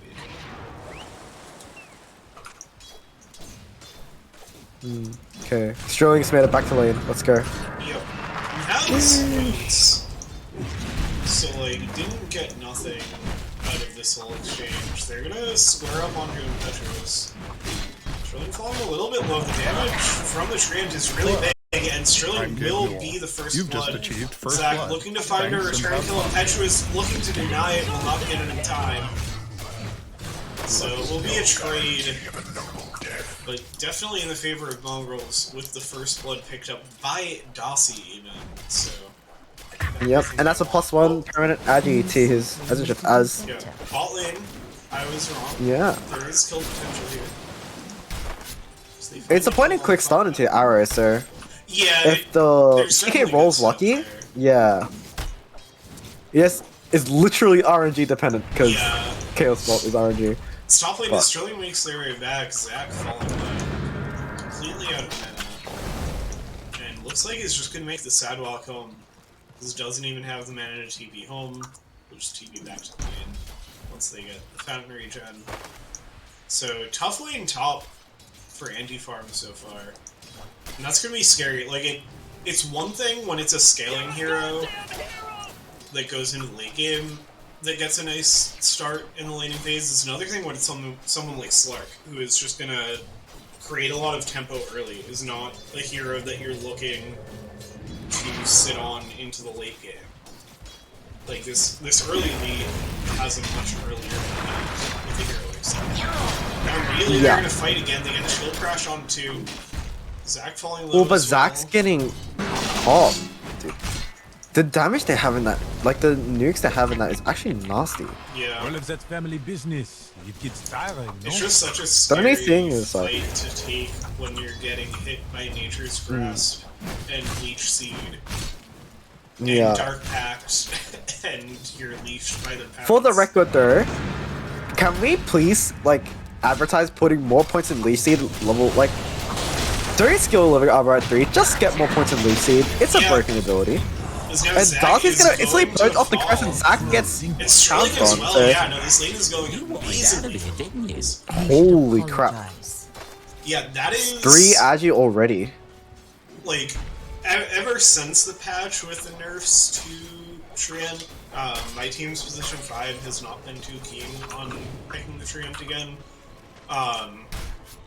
But in the previous patch, like their build was just max Leech Seed. Like the heals that you get from Leech Seed are kind of insane.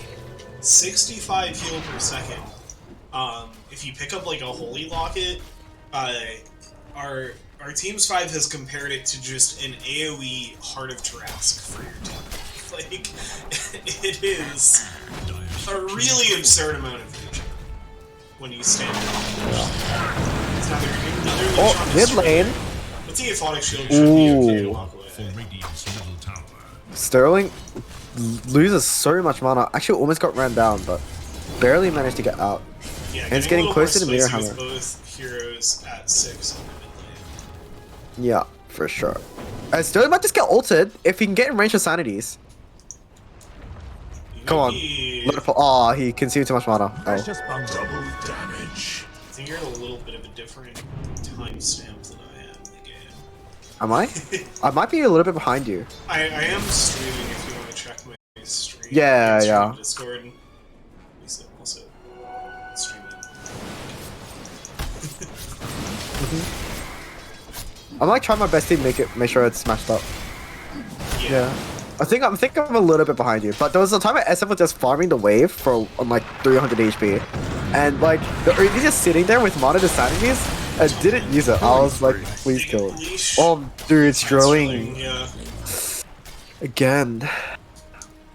It's tough. Yeah, this top lane is going amazing. 35 and 14. Fins off. This is very dominant. Not ideal. It's Yeah. going for the accuracy, right? So no defusal to kind of shut down the Abaddon's like spellcast. Yeah, they get But another might not lead. even That's need it. cool. Yeah, no, Zach's just gonna go down. Okay, now it's feeling like we're insane. Feels bad. Alright, nah, this top lane ain't it, bro. Yeah, Sterling This- rotated mid for the bottle refill, so it looks like that immediately got sucked down and then converted into raises. Mana for OD, okay. So, Meteor Hammer done on OD. If he walks into Astral range, Yeah, could it's just gonna be die. Astral. Oh, there we go. Teamfight Andy find it. Yeah, with the... As the Sanities? The Sanities Eclipse. Come on, let it rip. There we go. And pretend that never happened. Finally. Yeah, I'm a little ahead of you, it seems like. Yeah. And Somehow my thing is like slowing down compared to yours. I'm having to speed it up every so often, but Huh. it's okay. Yeah. Australian thing, I guess. I see. I see how it is. You're getting bullied. Yeah, so this game is off to a great start for the Mongrels. 7-1. 2K net worth lead. Narrow lead for Kevin on this Naga Siren in the last hits, but so many denies from the next two Yeah. Mongrels heroes that this is definitely... Kevin's booted himself out of bottom lane. Yeah. Topside Zac is getting chased down very far. Banished up by Teamfight Andy is going to connect with the Give him his Meteor. permanent. It's going to be another kill. Dude. Tough for Darcy Zac. already has like a full band's worth of agi from Essence Shift. Yeah, that is 6 This permanent is- agi is pretty Not ideal. bonkers. Is Sterling just gonna run into him? Darcy Killing spree. looking for something, Oh, but no. okay. Will they find another kill on Get Sterling? that coin. Hopewell trying Yeah, to be I mean, the here meter to hammer, right? Relieve some of the pressure, but Impetuous wraps in. Now on Relay Bear here as well, so they're looking to take down this mid tower pretty quick.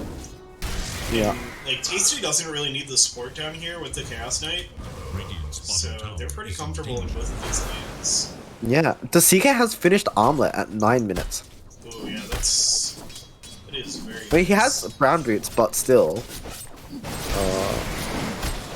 It's a lot of room. As Kevin's gonna get found out in the jungle, they know he's farming that Kevin out. Gets stunned. Not gonna chain the arrow. Relay Bear throws down me see the it. board. Trying to Ooh! contest the farm. Kevin does get that last hit. Couldn't get it. Unlucky. It's gonna give away the ward if Kevin's paying attention, because can't exactly hit that camp through the trees. Yeah. As he takes a guess at where the ward is, doesn't quite get it. But he was prepared for that. He has 2 Yeah, sentries on with the the so. smoke, they're gonna try to fully wrap in here on Kevin. For Pals in the area, they're just gonna commit onto them with the Astral into the Meteor Hammer. Kevin is just gonna back it out. Pay for the Dominating, sins I of guess. the Nagasaki. Tonnage. Sterling's gonna rotate in What? with the haste, but there's so many heroes here. It's 4 of Yeah. the Mongrels to try to contest. And Zac just Is not going. trying to contest mid, but there's no way that he can kind of pressure this tower against the living armor as well as the OD. So Zac he's trying to find something to do in the map state with it now, which is admirable, but not able to kind of find a safe place to farm. It's just getting run at bottom. Has to pop the borrowed time already. And meanwhile, Darcy just kills the Pangolier. Yeah. As Zac, he's gonna try to defend the tower, but he has no borrowed time now. Just gets instantly blown up. Yeah, this game Not allowed to is defend this tower, my all friend. Mongrels at this point. And it's kind of... Yeah. I mean, I didn't love the anti-farm draft. I wasn't didn't expecting it to think go was this gonna bad, be though. Yeah, exactly. Yeah. I didn't think it would go this way this fast. Like, Yeah. it kind of makes sense with how the individual lane matchups look. Radiant's middle tower is under attack. But even then, this is a little bit much. Like, Zac just has 24 losses.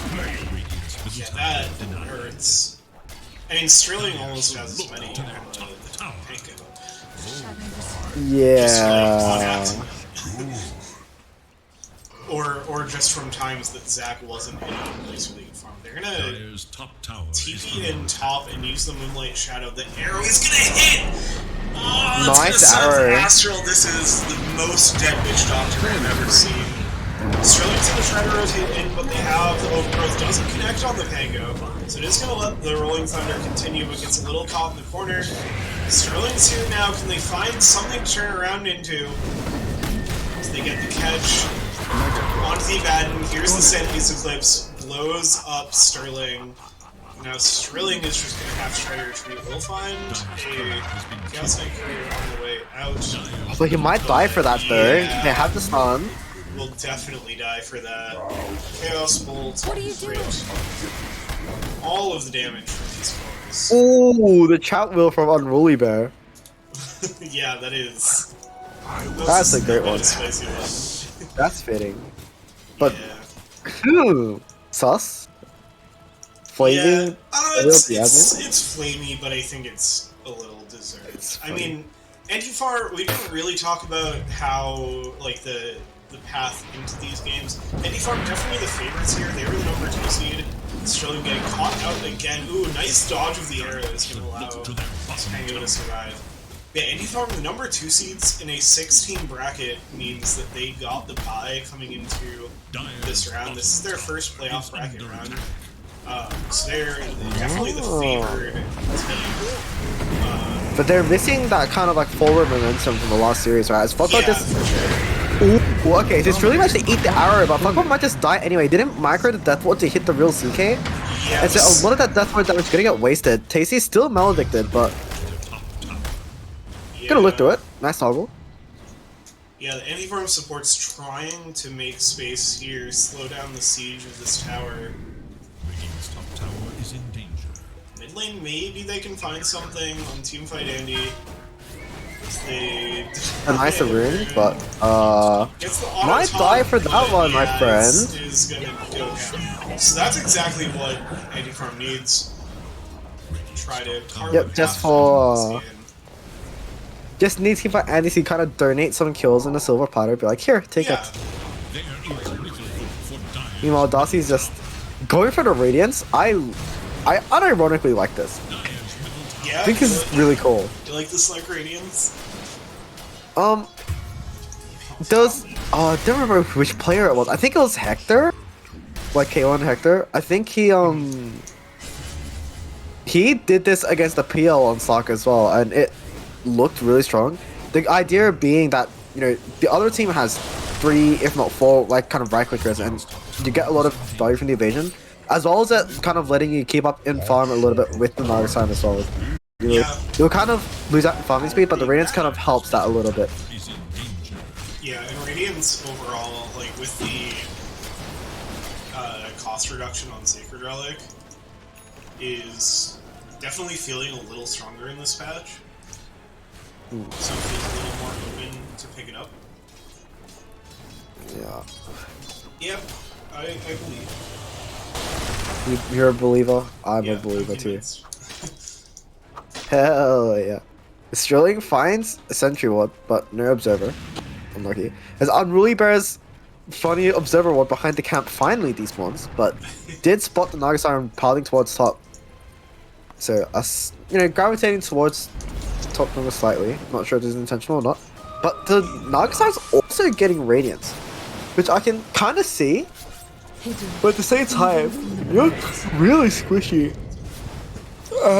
There's a lot of sustain on this team, so I don't know if this is like the ideal, like kind of itemization, but we'll see if Kevin can make it work.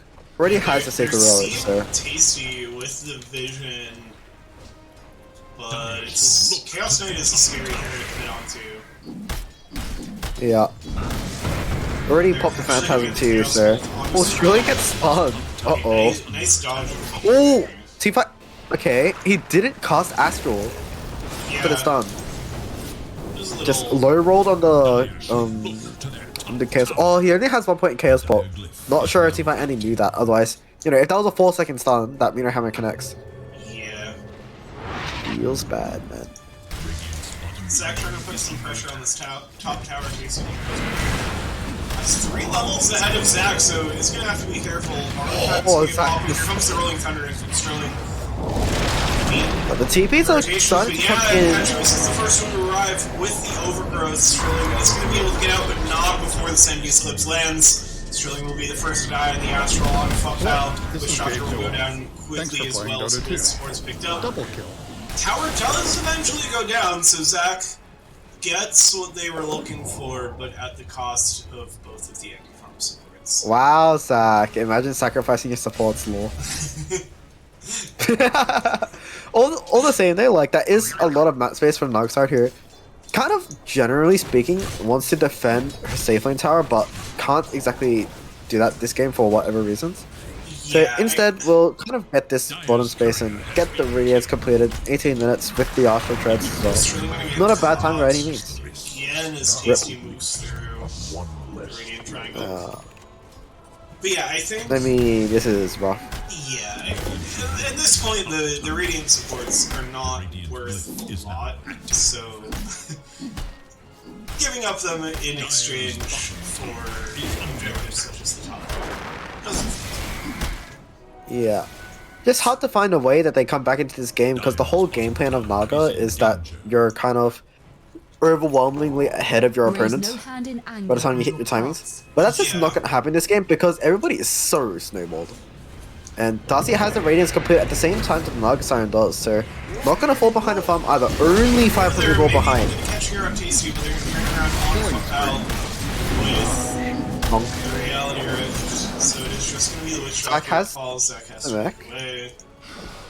Yeah, Mech allows Ben to walk off. Yeah, don't know how they commit the borrow time. But this guy is so poor. This is yeah, this is a level 9 Abaddon. He's just facing the Rift almost got cancelled. Okay. This is Killing spree. Bye-bye. Meteor Hammer connects. Oh, on the other side though, they find Darcy. Okay, they have the couldn't quite get out of that. Nice arrow. Is Sterling's making a lot of work, like doing a lot of work. Dominated, I guess. Top tower is under Man, I kind of want to go back and watch the kill that Sterling gets on Z, because it's a pretty big kill for anti-farm. Yeah, I think he tried to commit on the SF and just got Requiem to death. Like, I think he was... Perhaps think he was more tanky than he was because of Shadow Dance, but unfortunately, Requiem and Triple Race all go through your Shadow Dance, so you can't exactly sustain through that one. Yeah. Shadow Fiend is a good answer to this Slark in that. He'd have eaten me if given half. Does not need to see the hero to deal damage. Yeah. Ah, I see. Did he have... Okay. I rewinded to look at it, and he had... That was a Shadow Blade reveal, so he got, like, Requiem on top of the wave because of the Shadow Blade. Okay, I wanna watch that makes a lot of sense. I'm You wanna watch it as well? Yeah. Go rewind. I'll go pause. But yeah, a sick Shadow Blade reveal, actually, from Sterling. Go too far. Do you have a rough time stamp? A little bit. Like... You can skip forward, like, 30 seconds.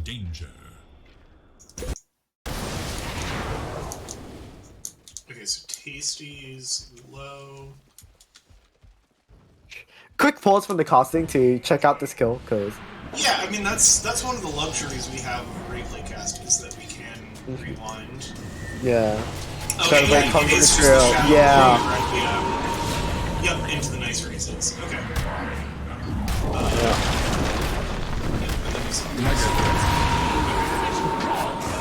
So I'm gonna jump forward a couple minutes. Radiant's bottom. I just want to make sure you're with me. I'm at 21:31. 21:31. Okay, G. 3, 2, 1. Two. Play. Okay. And we're back. We just wanted to check out that kill. Sorry, Darcy. You have to relive that. Yeah, apologies to Dusty, but it is 24 to 4 Mongrels. I'm gonna give anti-farm that one. I wanted to get Sterling's Shadow Blade reveal. Dusty actually maybe in a little trouble again. Is going Has to the Mirana ult there, but should know where the vision lies, considering he has the Shadow Dance, but... Ooh, now Teamfight Andy rotating in. Accumulate Shadow. Nice dodge from Sterling to survive for now. Morcal gonna try to throw down. The that's where it's just going to go down. Zach has to commit the borrowed time. Sterling another nice dodge to continue surviving. Dossie continues to jump forward. Middle tower is under attack. But man, Sterling is just so hard to get a handle on. Is under attack. Dude, Zach bought 2 components of Greaves and has phase boots. Tower is under attack. Yeah, that's... I'm not sure if that was intentional. It's a little but- interesting. Maybe can turn that into an AC later. Just needs the mech for some kind of sustain. Yeah. But definitely not ideal. As dude, holy Grip jumps crap. really means that there is no paying here. Reality rifting what hero? I didn't see that. Maybe a little bit gray screen. So 23 minutes and this Radiant tier 3 tower is almost at half health. Kevin is finding nice space out in the Dire jungle. So some nice split farming there. Yeah. At a steep price of what looks to be an entire tier 3 tower as another meteor hammer slides. They gotta press forward for Rax as well. They want this Nagasaki to come back to the base. Yeah. I know do what's like his happening. itemization. Like, sure. Okay, these racks are pretty sure to fall, because by the way that Kevin's playing, he doesn't want to defend this at all. So they'll just slowly break it until it drops. There is a But little bit of defense. Kevin's not gonna Kevin get is gonna send any some survivability for ages. Oh, illusions out to cut the blades.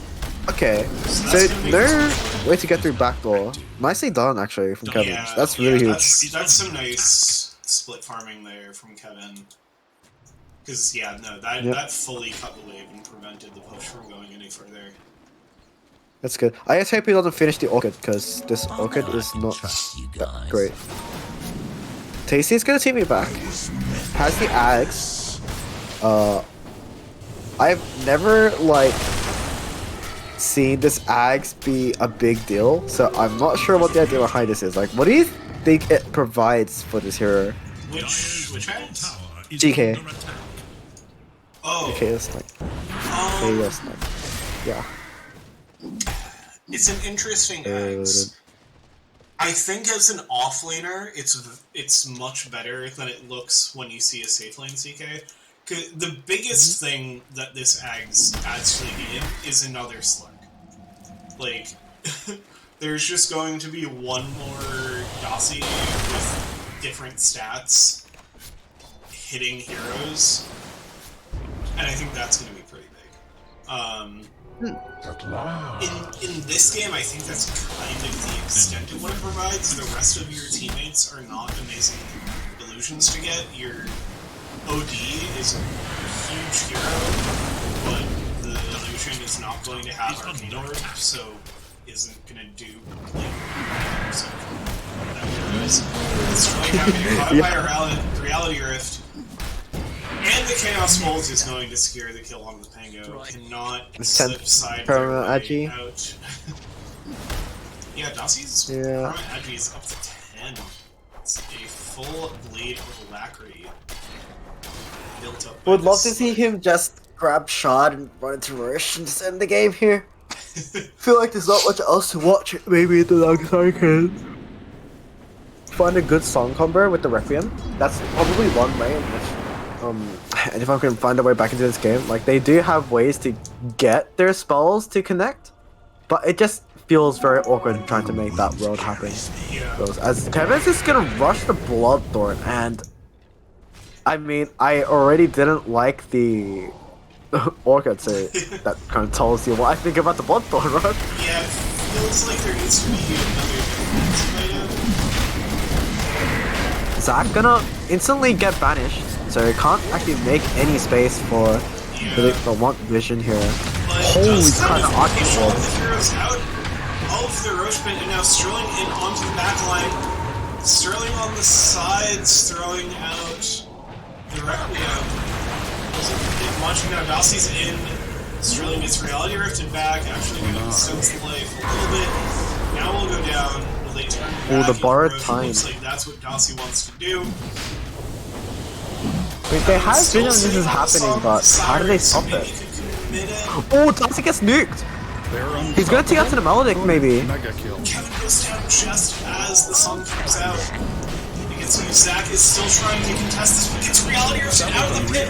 Impetuous picks up the Aegis, and Sterling goes down. Thanks for playing Dota 2. Double kill. The Astral Prison falls. It is a full team wipe. I mean, I guess if nothing else, they forced the Train Protector to be able to pick up the Aegis. Clear it. I mean, mongrels are kind of in the driver's seat enough that they're probably okay with it.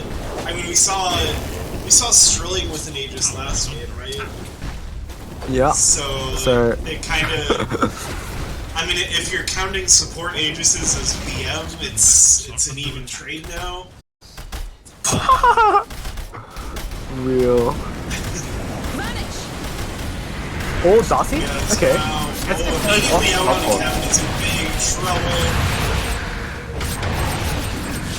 Tasty? Honestly, down. Tasty. Kevin's damage is a little too overwhelming. Maybe underestimated a little bit. So now teamfight Andy turns towards Strilling and trying to find his way to the last Hurricane Orb. Finds it. Zach falling low as well. Doesn't have the far time available. Dossie goes down to fuck Pal's damage though.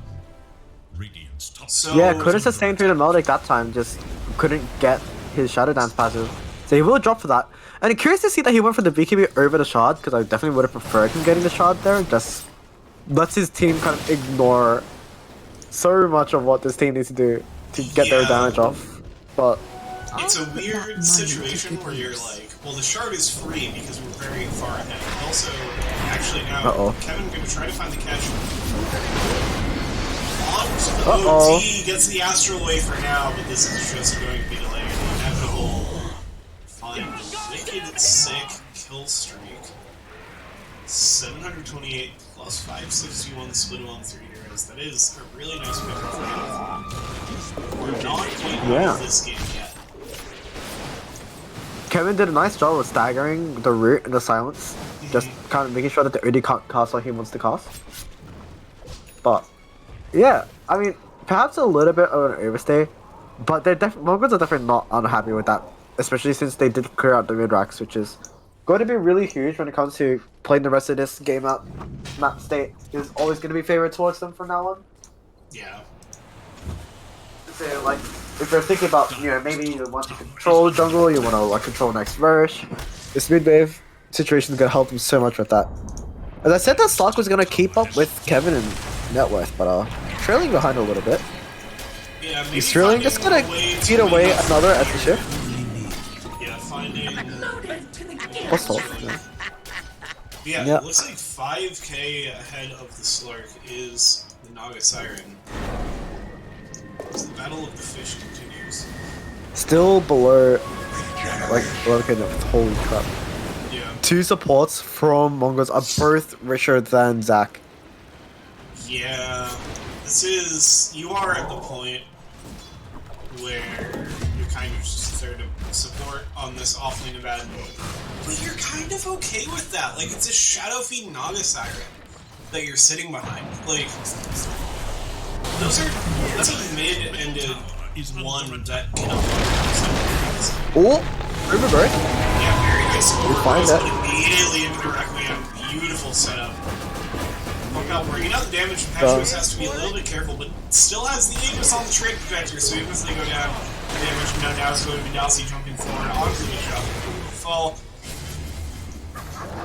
Sterling trying to find some damage with the Shadow Raises, but it's going to be Zach caught into the Astral. Now jump forward. Is that another Meteor Hammer? Zach immediately evaporates. Sterling trying to break this up. Yes, that is a second Meteor Hammer on the train. Who has 40 seconds left on their Aegis as their position 5. Dire's top tower is under. You'd imagine Antifa will kind of moves out of this game pretty soon. There's a world where you try, but it's a little far-fetched. I mean, Kevin's getting so much space there. Yeah, I mean, Kevin's but this lead is so overwhelming. Hitting this tier 3 tower now. So maybe dude, Antifa just doesn't care. No, holy crap. I mean, they're looking at the possibilities. Megas, they're gonna give up a set of racks if they have to. Kevin can get this set of racks, but there's at least one tower in front of the other two lanes. Okay, Dossie's TPing back now. Gets illusion baited by Kevin, who now gets the silence off. Will he turn on his radiance there? Has the pounce if he needs it for the TP cancel? He doesn't have it. Nicely done. And Kevin gonna get caught out. This is 25k net worth Naga with no TP now. They're gonna find Chase in the trees, gonna get Orchid, but the overgrowth is too much. I should have guessed the kill on Kevin. Brave, And but voice lines come out. Really nice doing set what of he needs voice to do. lines, I have to say, for that specific situation of the stupid, brave, but stupid, and are you lost? Excellent work by these two supports. Actually responding to moves from Kevin. And at the end of the day, the bottom barracks do fall for Radiant, so it doesn't even end up being a full trade that Kevin's able to pick up. Yeah, it's like half for one, right? Melee rack still up, so that's gonna mean that this top lane, like, if the wave is stacked properly, that doesn't shove into Dire the way they want it to. The super range is just so much less consequential. So now they're maybe gonna find something on the fuck how Sterling's here too. It's gonna be Sterling what's the first target who gets reality rift. Nope. Absolutely deleted. TK has a DD. Astral. Meteor hammers. Pew! Versus him this time. Hell yeah. Double kill. Alright. Are erased from the map. How many abilities are mistimed there? I was counting 2 mirror hammers and an arrow. Can't let Logos have this I think one. you had the right count, so I would say 3, but how many did it matter? That's 0. Hell. Still got the kill. That's all that matters. Early allowed to play when it's irrelevant. Alright, so they're going to focus on this top tier 3, needing to out, stun up the tower, and absolutely evaporate with no supports here to help in the defense. And if I'm really on their last legs, they're getting the Reality Rift and the Chaos Bolt on the Zag on time. Strilling on the respawn rotate, Rolling Thunder's in. Petro's now with the Meteor Hammer, catches Zack and blinks out. They're going to try to find this Trade Protector. Silenced up by the Orchid of Kevin, but now in with the BKB. They do find the kill on the Trade Protector. Dossie's in for BKB expires, so we'll have to bounce out, but now here's a huge Sentence Eclipse from Team Identity. Sterling trying to respond with the right clicks, but overall, I mean, it's support for support, so it feels alright for Andy Farm at this point in the game. They're gonna step out, look for more.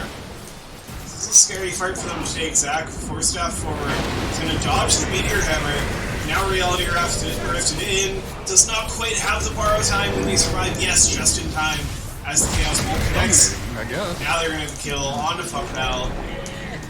In the backline, they're looking for more. Sterling trying to do it with Dossie is going to go down, and it looks like the Astral is Ultima Andy just gets out. Yeah.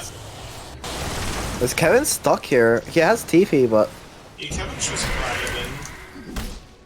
yeah. I feel like they have an idea that he's there, but they don't want to waste the resources to kind of commit onto him, so they'll just reset. They'll fix the waves. They're 20k lead now. Yeah, looking. I mean, it's looked over for a while. It's Yeah. quite hard. As Kevin Dossie just getting everything down spammed. to Dossie, but Yeah. doesn't really care. We'll just continue to right click and use Twitter as well. Sterling gonna jump in and immediately gonna get reality rifted. As they roll up and the 4-staff roll up, they also have to miss the BKB, but he's getting a lot of damage brought up by Kevin now. The reality rift into Chaos Bolt. This Naga Siren is a little caught out. Now the damage turned around towards Tasty, who is gonna be the first to fall. Chaos Knight goes down. Now the song to help Kevin get away and kind of negate the BKB from Teamfight Andy, so this fight, keeping Andy Farm alive. It is the Megas down, so they've got a long road ahead of them. But but they laid the first bathing suit for it. Yeah. It's a good thing, like, Naga Siren exists and has Radiant, so the Megas is not, like, incredibly difficult to defend. Like, they have the wave clear for it, but it's very uncomfortable now, and it doesn't get much better from here. They're still scaling on the Slack, really. So, I mean, the Naga Siren is about to hit, like, Loaded to the gills. last item timing in pretty much right now, actually, depending if she wants to save her buyback or not. She can buy the Hex, but I don't think it's that worth it. Yeah, and honestly, I would kind of like to see just like Butterfly or something, to be honest. The second Roshan, the Aghanim Shard looks like consumed by Teamfight Andy. So more mana steal on the Astral Imprisonment. Vokal is going to pick up the Radiant Outpost. Dossie chasing forward, doesn't quite connect with the leash, but has another available with the charges. Granted by Aghanim Scepter. That will be Witch Doctor dead for 45. Yeah. Oh wait, did they nerf the range of the Pounce Axe? I thought it was double distance. Dire's middle tower is under It is now only 50 versus 700. Yeah, Aghanim Scepter distance decreased from 1200 to 1100. Yes. That was a nerf. Still pretty good, because it's one of the many changes made in this patch that were just like, hey, change something by like 5. Court base damage increased by 2. Yeah. Sad. Crystal Maiden needs to be beaten. Aghanim is still very good on this. And it is going to be damage being poured into the tier 4 Sir Andy farm. The Doctor has respawned. They're going to get the root and the Hex on the Dossie, but it's going to be Australia jumps in with the Rolling Thunder. It's going to find a few stones, but now Dossie jumps back in. Shadow, here comes the Song of the Siren. I'm going to try to use this to set up on the Slark with ult from Sterling, but it's not going to get out in time. And they just turn around. This Astro Sterling eventually finds the ult, but not before the BKBs come out. Ace will survive. Dossie will go down once, but now Sterling pops. Zach has gone down as well. Sterling just trying to survive. Ultra kill for Teamfight Andy. They can't secure him the rampage. Or can they? Kevin's going in. Yeah, Kevin may be looking for something else. He has to be a little bit careful. Okay. Yeah, Fuckpal stepping up, maybe looking to for rampage. It's the Astro Imprisonment. Oh, the Hex. No, it was cancelled by the Hex. So we'll survive for now. I think that will be enough to cancel the Rampage timer itself. Dossie dodging away, Kevin able to maneuver around the Piranha Arrow. And it will just be attention turned back towards the tier 4 towers. Doing what they can to delay with not just getting eviscerated, and so too will be the Ancient, so we will go to a game 3. Mongrels take game number 2 over Andy Farm. Looking to continue on in this upper bracket, make their way to the upper bracket final, which is the next series ahead of the winner of this match. So yeah, pretty decisive win for the Mongrels in game 2. Yeah, I mean, frankly, the anti-farm draft was just kind of bad, so there's not too much to glean from that. I think the priority of heroes to have just... I'm not sure about the Abaddon. I don't think it's as flexible as they wanted it to be, and definitely seemed like Mongols had answers for it that they weren't ready for. Yeah, the Abaddon, I think, definitely was the biggest question mark in this anti-farm draft for me. Of like, yeah, this hero is looking pretty good. It's looking like a carry hero. I don't think it's looking like a first phase pickable hero. I think that's kind of the problem. It's not really a flexible hero. It's a hero that you can grab at the end if the game looks good for it. And so picking it up early and then getting kind of pushed into putting it in the offlane just didn't work out well for them. The Pangolier as well picked up on 15. It is again a hero you can flex, but not a hero that feels amazing to flex.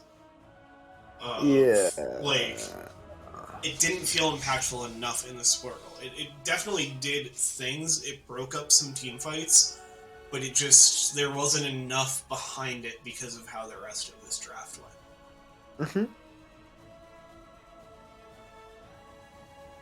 Yeah, so Holy shit.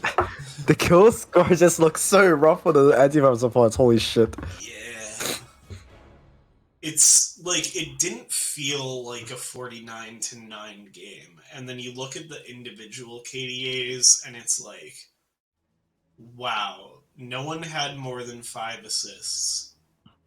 Yeah. Sterling died 18 times. Kevin participated in 6 kills. I mean, there were 9 kills overall, so nobody participated in... Sterling participated in 7 kills, for the highest kill participation on Indie Farm. Meanwhile, the 35 assist. The 3-3-35 Treant Protector, the 7-0-20 Marana.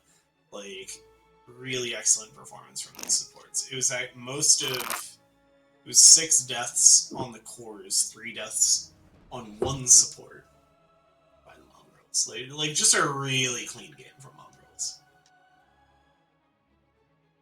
Yeah, alright, so that means we do have a game 3. I'm gonna just jump to a be right back screen while I bring up that game, but I'm pretty much ready to jump right into it when you are. Just give me like a minute and then I'll unmute when I'm good.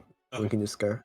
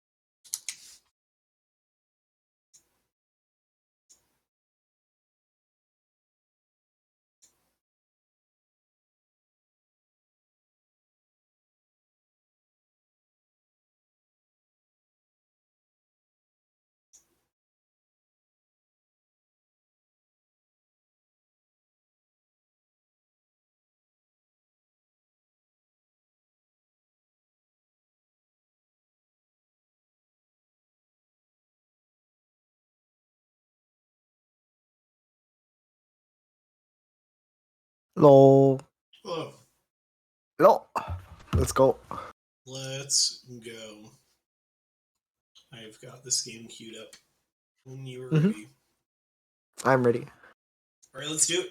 Game 3. Gee. Mongrels 5 anti-farm. seconds remain. Dire's It's like, turn to once bat. again, Mongrels first pick anti-farm. Radiant is how the coin flip / draft selection shakes out. It is Radiant's Primal ban. Seems good. Yeah, I get the feeling anti-farm will probably have the same ban strategy and just go for some different heroes that they actually pick. Yep. No Abaddons. Probably no Abaddons. Dire's turn to bat.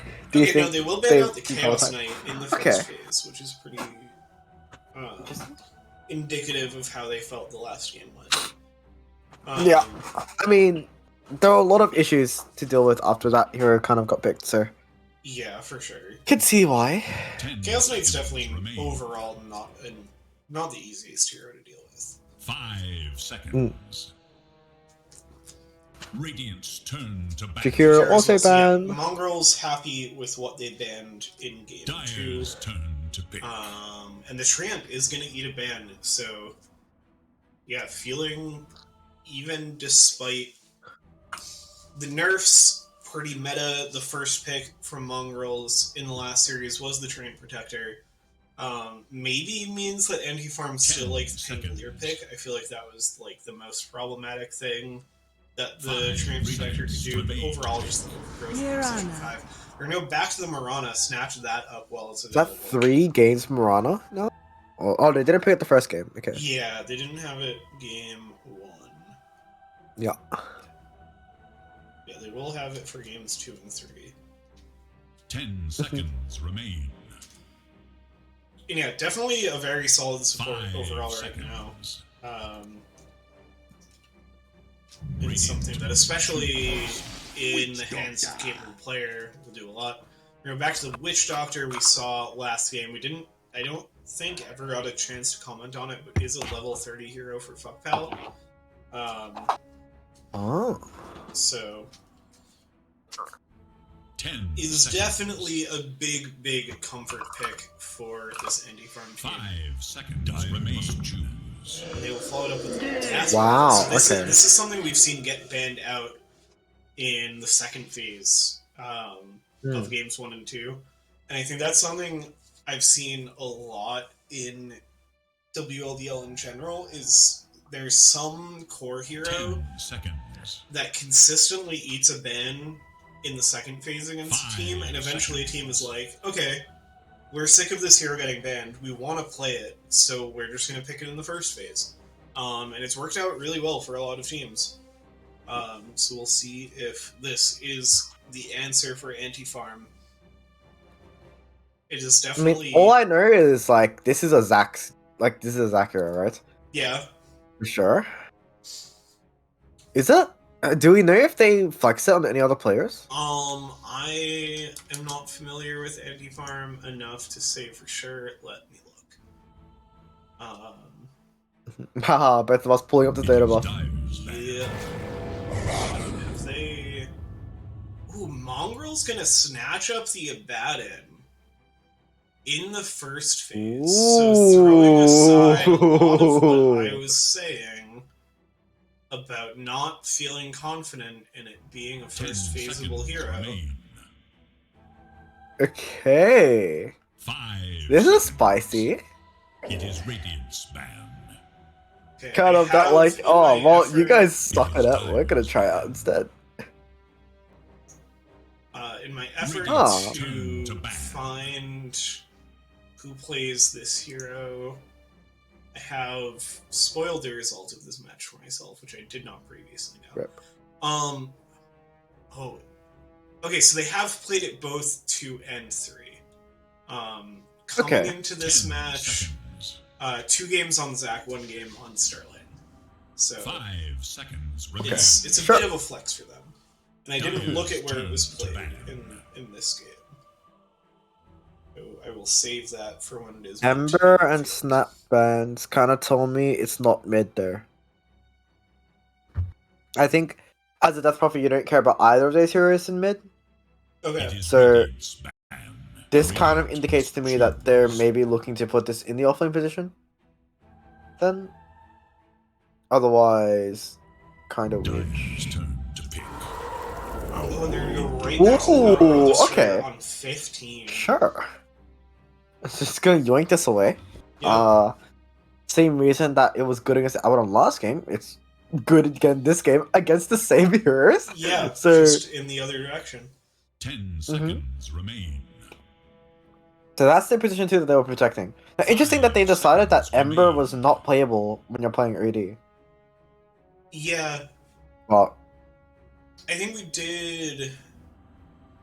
I'm already like struggling to remember back to game 1. We had a good performance from. Did we have? No, I'm completely remembering wrong because I was watching the Pups Pals Mud Boys game before casting this. That was where I saw a good Ember performance. It was not in the Yup, second yams. series. Ooh, the toast comes out. Rip Yams.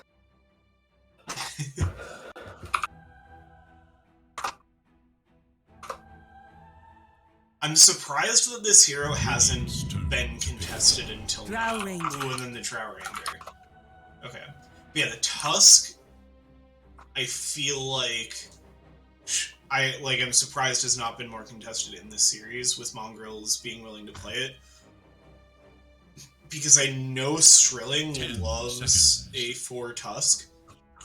I've bet, 5 seconds. of the small amount of games of, Anti-Farm, and then in the past, the We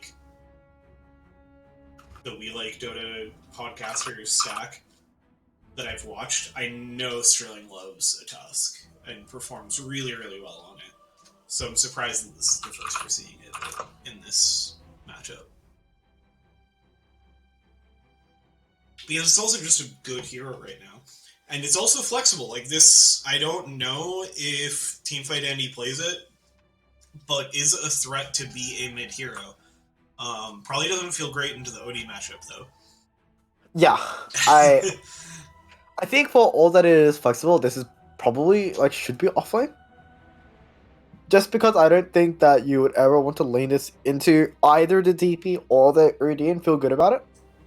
Yeah. But all things considering, they could just do it and then, skill check them or something, I don't know.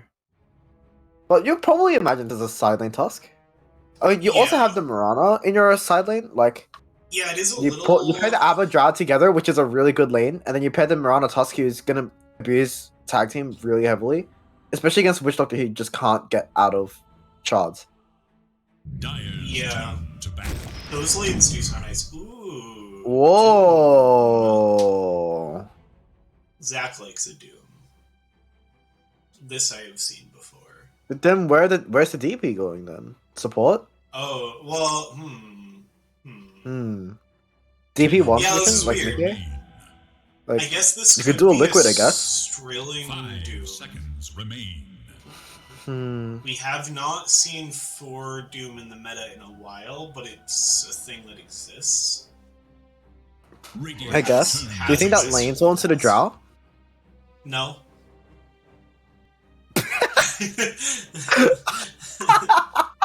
I'm not even gonna try to come up with a way where it does. I think no, it doesn't. I mean, in general, I think melee heroes do not lane well into Drow.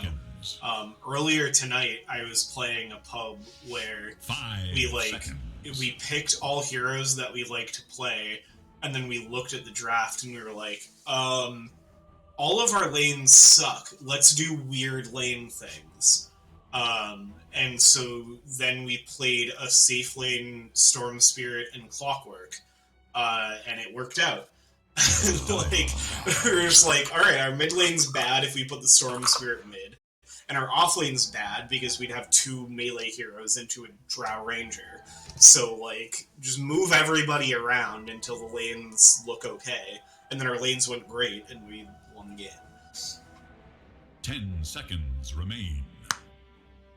Which is a long-winded way of saying, I played a fun pub earlier, also don't play 2 melee heroes into a Drow Ranger.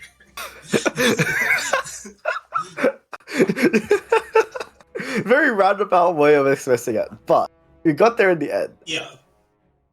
And yeah, I mean, it's kind of one of the things that I dislike about the current meta is, it feels to me that lane flexibility, is really not thing right now. You have a safe laner, they're not playing outside of safe lane the same way you might put a troll warlord mid, or you might put your safe lane and your off lane to fix their matchup if it's expecting something like that, right? If it's something cursed, you can't really flex them out or roll the same way you would in previous years, which I think is really disappointing because I really like that aspect of drafting. Yeah, it's a fun aspect of drafting. It's a fun aspect of Dota. I mean, the one the biggest comparison to Dota we have is League of Legends, where lanes and hero roles are very, very fixed. And what I love about Dota is that they're not. There's so much freedom in where heroes can play. and what roles heroes can fill. And so yeah, it has felt a bit more inflexible lately. You definitely still get flexibility between roles. As now the Silencer last pick comes out, and I don't know what Mongrel's plan is. I don't dislike it. I mean, I guess this is a mid-Silencer. 10 seconds. Would be my They don't run Abacore here for sure. This is not an Abacore game. 5 seconds. Yeah. So it would have to be like Tusk Stress on. Yeah, I guess Silencer mid. Unless they want to do... They could... Which team? I think it was Entity that ran Silencer 3 and just built Greaves and shit on it, but... Yeah, I think it's hard. It's harder in this game just with the supports you have. I think Silencer 3 is completely fine. I think it really depends on your draft. Again, getting into like the flexibility and where roles are played. Like, I've picked Silencer 3 in a pub where it's just like, okay, well, our support's picked really durable and we need a backline. Your hero.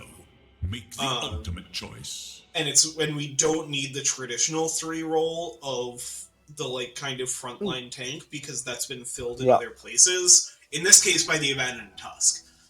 Holy shit, Darcy's Drow. Yep, that is a really nice That set. shit slaps. Jesus. Tasty picks up the Tusk. Okay, so it's a 3 Tusk.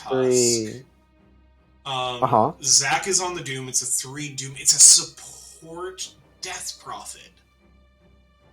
Which I... Haven't seen that one in a hot minute. No. I think it's fine. Like, it has a silence is the biggest thing. You have a lot of tower pressure with the Exo, but if your lane goes bad, you're so fucked this game. Yeah. Because there's so much damage. It's a mid-silencer with a really gorgeous set. I really like this silencer set. The PL is also really nice. I can't see enough of the Doom because of Sterling's really nice OD set, which is almost as like his nice helm there. as the... Okay, I'm sorry, Sterling, but Tifa Andy's OD was better. Yeah. Fuck Hell is a good Witch Doctor set again. Unruly Bear reprising their role on the anime Mirana. The Impetuous Abaddon set Impetuous is really pretty. That mount is... The horns look so nice. Yeah, no weapon too, dude. This is a hard hat drop. On the hats. I think so too. But it's another... Something about OD, just like... I think the hero just automatically makes you lose hat drops. It's so hard to have a good OD hats. I think... Like, the Tusk is like a little bit plain, but looks fine. But like, the OD, like, also kind of... I don't know, it's hard to find a good thing for it, I guess. Yeah. What item set is Darcy using this game? Just a full one. Okay, makes sense. Yeah. Checks out. Makes her torso look very fat though. Yeah, it does. Compared to like all the other cosmetics, I think the like whatever attachments they have just makes it a bit too puffy. But it's cool. It looks really nice from up, like from top view though. Yeah, it does. Holy shit! It goes really well with the like hair of the Arcana. Yeah. Agreed. There's 5 heroes here. Sterling? Did they know he's there? Like, they saw him now. Oh, yeah, he's gonna find it. The shot's off the mark. The arrow, the arrow does. Nice fucking arrow. Arrow. So this will be Sterling falling for his blood. And that's the first blood in the mid laner too. Null's gonna instantly get purchased. 1 sentry. Not gonna wait out the bounty gold, just gonna get that blood down. Because it was Waves of Wisdom sealed first. Yeah. So that is an extra plus 2. The most yeah. First blood. I guess not the most valuable, you could have like a... I mean, Pudge getting a flesh heap stack. Flesh heap, but I mean, all the same, that evens out the damage difference mid. Like, the nulls on top of the +2 stall it means that he can actually contest crits at the same HP as the AD now. Yeah. So that's really huge. Nice. Speaking of, though, he just gets instantly denied by Sterling, so I guess that's a new point. I've never seen the ward skin that Teamfight Andy has brought to this lane, and I like it a lot. It's a little, like, What is this? robot Holy power crap. with the gear. Oh. And yeah, just dish Zach out. getting solo killed by Impetuous up here, that is not cool. This is like the dream Abaddon lane, right? You get to just walk up into two heroes and just out-trade them both. Because Yeah. Sterling just has Siphon and Boots level 1. Yeah. Which, I feel unfortunately, Abaddon has 325 move speed. So your Boots puts you at only 5 MS higher. And that's rough. Yeah, Zach I was very still getting curious bullied to there. see how this Sterling super bullied. Impetuous does take quite a bit of tower damage, but Has a solve, yeah. um, He'll live. yeah, I'm very interested to see how the Sterling position for Death Prophet is played. With Spirit Siphon is not really what I was expecting. I feel like there's a lot of value in the other Death Prophet spells. I mean, the Spirit Siphon's nice for, like, dealing a good amount of damage, keeping yourself topped up. But I feel like you get a lot more value in Harass out of Cryptstorm Silence. You get the next one. Plus, I think it's really hard for Doom to secure creeps, as Sterling just gonna get multi-shot down. They can't Absolutely quite get the last touch there. Courier's Oh, gonna but go his down and courier Impetuous- gets sniped. Oh, meanwhile, Fuckpal's actually gonna get bot lane. See if Impetuous. It looks like that 5 move speed is gonna come in handy from those boots. The Windlace barely came on the courier, so Sterling's gonna be able to get that's out of the right. shield Okay, range. Yeah, so it had plenty of move speed. So. Yeah. Just gonna cut midway. Might actually find Silencer courier, but not gonna find it. Nope. Okay. Sterling's game is just completely ruined, and Zach had a salve, but already about to start trailing in losses compared to Darcy's denies. This lane. And Doom's a hero that needs levels. The Ring of Health. Oh, and it's Ooh, gonna they denied be Sterling's enough for courier. Teamfight Andy to find it. That's actually gonna offset this lane a lot, Holy because crap. there's just a circlet on the Outworld Destroyer. That Ring of Health is huge for the early Meteor Hammer and just for sticking around in this lane compared to the 2 Neltals where there's plenty of regen. This makes it so hard for Sterling. Dude, Sterling needs to start like dragging waves or something. This isn't sustainable the way they're playing this lane right now. Like, you have the movement speed advantage. Go start dragging waves so that Zach can actually get some XP in this lane, because he's not able to farm right now. And Darcy hasn't been harsh on the denies, but if the Doom shows in lane like this, sure as hell but he's not getting creeps for free.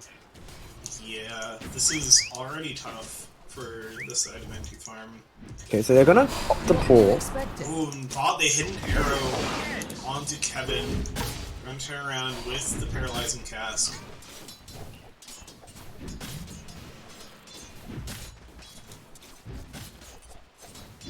Dude, Teamfight Andy is just bullying Sterling right now. Yeah, that Courier feels like it That has Courier, the potential yeah. to decide this entire game. Like, it just completely changes how the mid lane goes.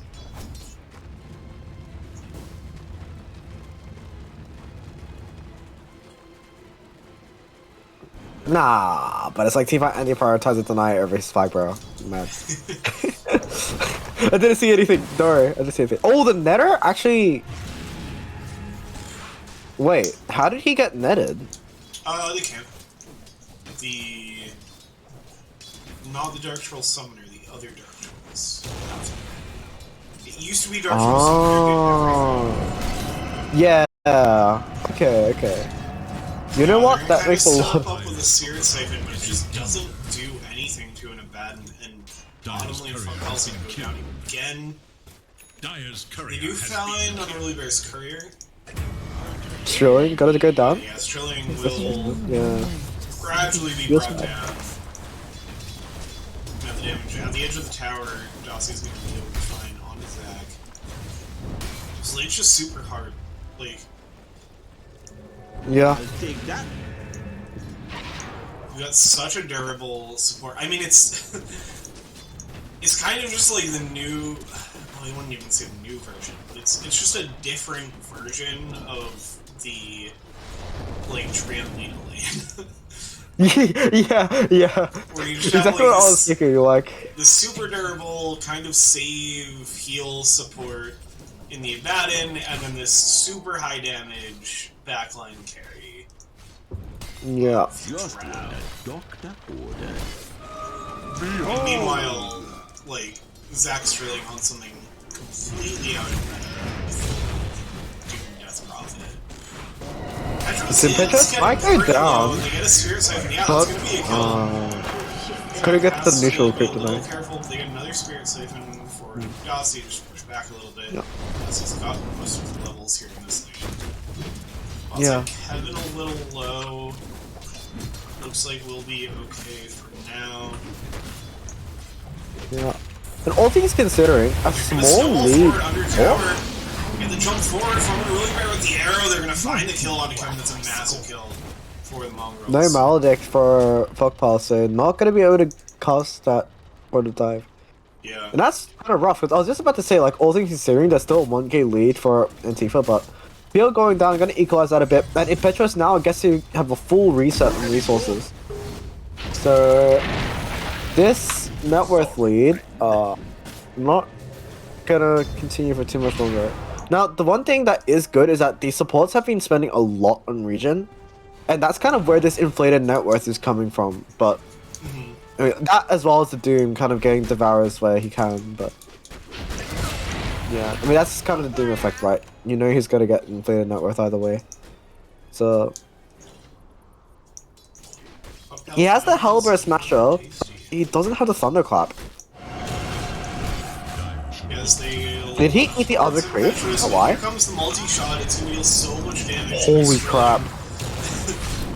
The Aphotic Shield pops, it looks like Sterling will just be able to escape, but Zach will be the one to pay the price. Okay, they get the return kill off of the Crypt Swarm and the creep damage, but, well, Impetuous is the one who gets the kill on Zach, so it doesn't feel too bad.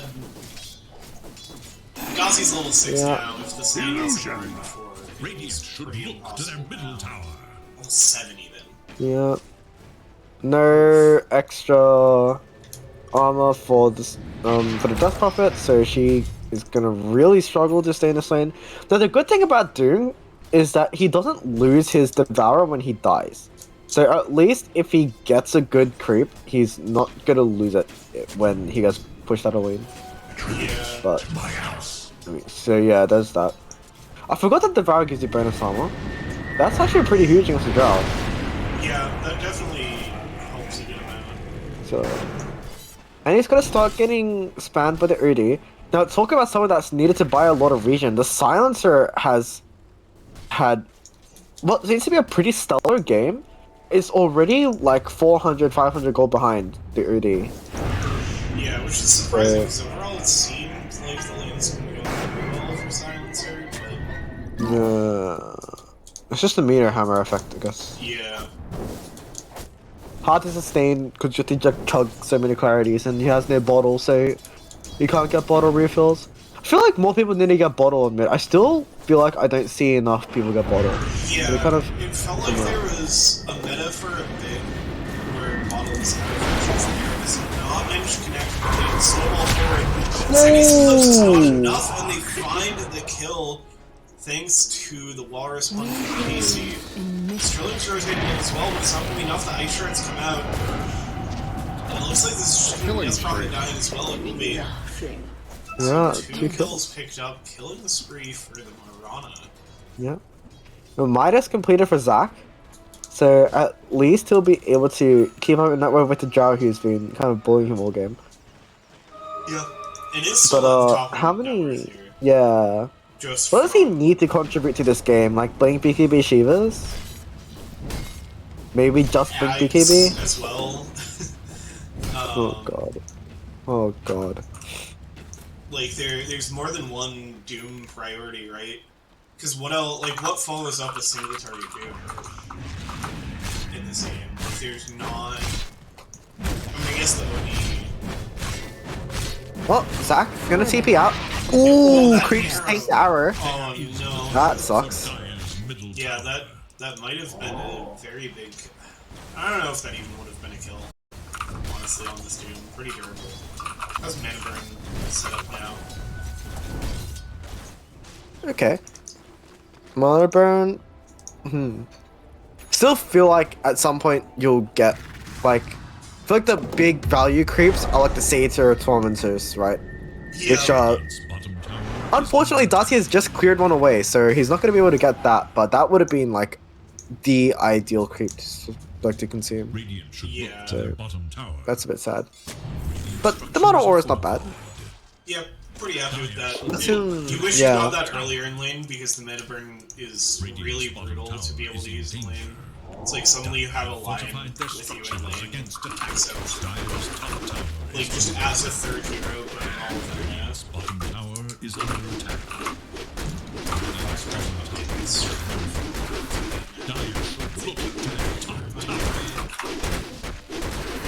Yeah, Perma just messaged me. He's like, "Is this 1-1?" I'm watching cast. I've been distracted. This is 1-1. Yeah. Wait, we're literally casting live. We can literally Yeah, respond to Perma luckily real we're time. live. I forgot. So- I forgot. I mean, I don't know how long ago yeah. Perma sent that message. But Invisibility. You're typing? okay, 4 heroes Like this delay. stacked up. Yeah. That's I feel like there's still Thank Real. you, Perma. Oh, he got fake the Doom, but he didn't get up before the snowball. The jump So he's forward, gonna get shotted into the arrow. Yeah, Zach is just gonna go down. Sterling trying to make some space here. I mean, they still have their rotation in from Sterling. They're trying to find an early bear. But this is all just nice kind of play. yes. Yeah, they will find team fight into. Okay, that's a really nice move. Oh wait, okay. I got so confused that he used the sanities, and then I remembered that Silencer and Udi were on different teams. I was like, wait, what? No, that makes a lot of sense. He's gonna secure the kill for himself. Did he actually end up getting it? He did. That's good. He got the last touch. And they actually might turn pressure around, but snowball back in onto Sterling. Yeah, no, Sterling's just gonna get found. Yeah. Oh, this is rough, man. If your Drow is allowed to sit in the safe lane like this is so bad for your Yeah, map with state. all of these heroes here, Sterling in a little bit of trouble too. I mean, the bright side is that this is the Oh, they're diving him. They get the arrow as well. perfect setup. And yeah, they Casey's just- kind of earning on this task. They still have Doom, but okay, it's fine. Has it settled yet? Has the dust settled? It has. Okay. And they're gonna find another snowball forward on the top now. Radiant should So it's TP cancel, which Falcon is going to be to the left. Dominating That's performance. where it's not coming out. Sterling trying to find something into Maladin. They might find Casey, I Casey. think it's going to go He down has to snowball. the He has last snowball. strike. Snowball the camp. Oh, he doesn't didn't need even it. matter. Just enough heal Better. from Mistfoil in the aphotic shield just in case. Very nice. Let's go. Oh, So but that's that camp is 13 to stacked. 4 Mongols. Oh, and that's a huge. Yeah. They're gonna be able to clear this out, like, comfortably. Yeah. Let's see if Kevin can just go through this camp by himself. Everybody taking these stacks. So this is just kind of a nice little party on the side of NG. Yeah. To try to catch back up on speed.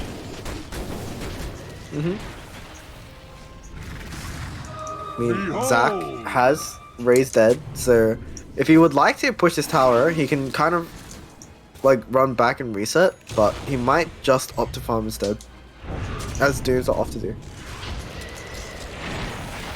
Power of friendship indeed. Yep.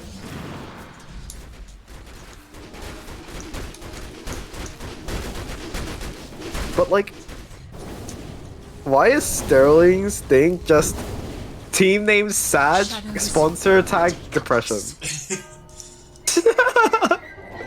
Fucking hell, man. That was. I mean, I joke in a few of my casts about stream sniping and responding to things that we cast.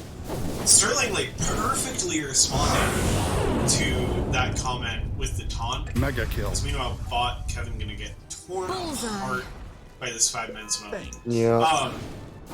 Sterling the global just too. able to precisely respond to your comment with a taunt, despite the fact that this is a replay cast. And so it was just Radiant's bottom tower is under attack. Dire structures are fortified. that was how the timing would work out. Radiant's Alright, it looks like ANFM do want to try and defend this. They're going to pop the ult on Death Prophet and Church. Okay. Damage immediately from Kelsey coming back the other way. They're just both going to fall. Tasty picks up a double kill. They do get the banish on Impetuous, but it does not have the borrow time, so this should be They get the Naya on the silencer. Nicely done. Oh my goodness. Okay, so it's 2 for 2, but not in terms of gold because of that deny. Wait, why does Team Fight have no items in his inventory? What happened? Is there something on his curio? Wait a minute. I don't know. I mean, Team Fight is the bottom of the net worth in terms of cores. I'm not sure why. As they get a very nice arrow from a Billy Bear, that is just very dead. There's still work to do. These arrows have been really huge. I feel like this offlane duo has just been putting in so much work. Yeah, Tasty and Really Bear, like, this setup, it's just been a beautiful combo. Radiant's bottom With tower is under the attack. Tusk into the Marana arrows, and Marana arrows, and Walrus Punch. Dire Like, should it look is- to their top tower. Radiant's it bottom is tower is in excellent. danger. Darcy might look to pressure this bottom tower. There's no Doom on Zac. What does Zac have for his Devour creep? He has the Halberd Smasher. Okay. So, we'll just farm. Got the Doesn't have clap. Devour for 30 seconds to change it. Yeah, I mean, Has the Midas available? What camp is he going to use his Midas on? Okay. Small. Alright. Specialist array for somebody. I guess the OD. Maybe. They get the mid tower as well as the bottom tower. Not sure if they should have maybe tried to defend one, considering Mongols was really split there. yeah, it looks like I guess they didn't want to give it a map instead position. to just find farm in the enemy jungle. Yeah. Kind of what they were doing last game. Is under attack. There it is now. Immediately they get a very nice meteor hammer. Sterling will still fall. The global silence comes out, and now Dossie has arrived. Oh, Silence is still alive. That was unreal. Zach, and it looks like everybody else is just gonna have to dodge the situation. So Mongrel is continuing their push forward. One of the things I would like to see Mongols do is Darcy to go for a Maelstrom Axe or Mjolnir. Yeah. Like, I think either option is good, especially just because it's not like they have. Oh, I did not spot Unruly Bear dying there, but that is 700 gold given. That looks like Unruly Bear was What are you doing? a Warding. position You should apologize. Yeah. based on where the heroes that got the kill were. But yeah, it's a 7-kill streak. A wicked sick giving up. Feels bad. And he goes grabbing for that.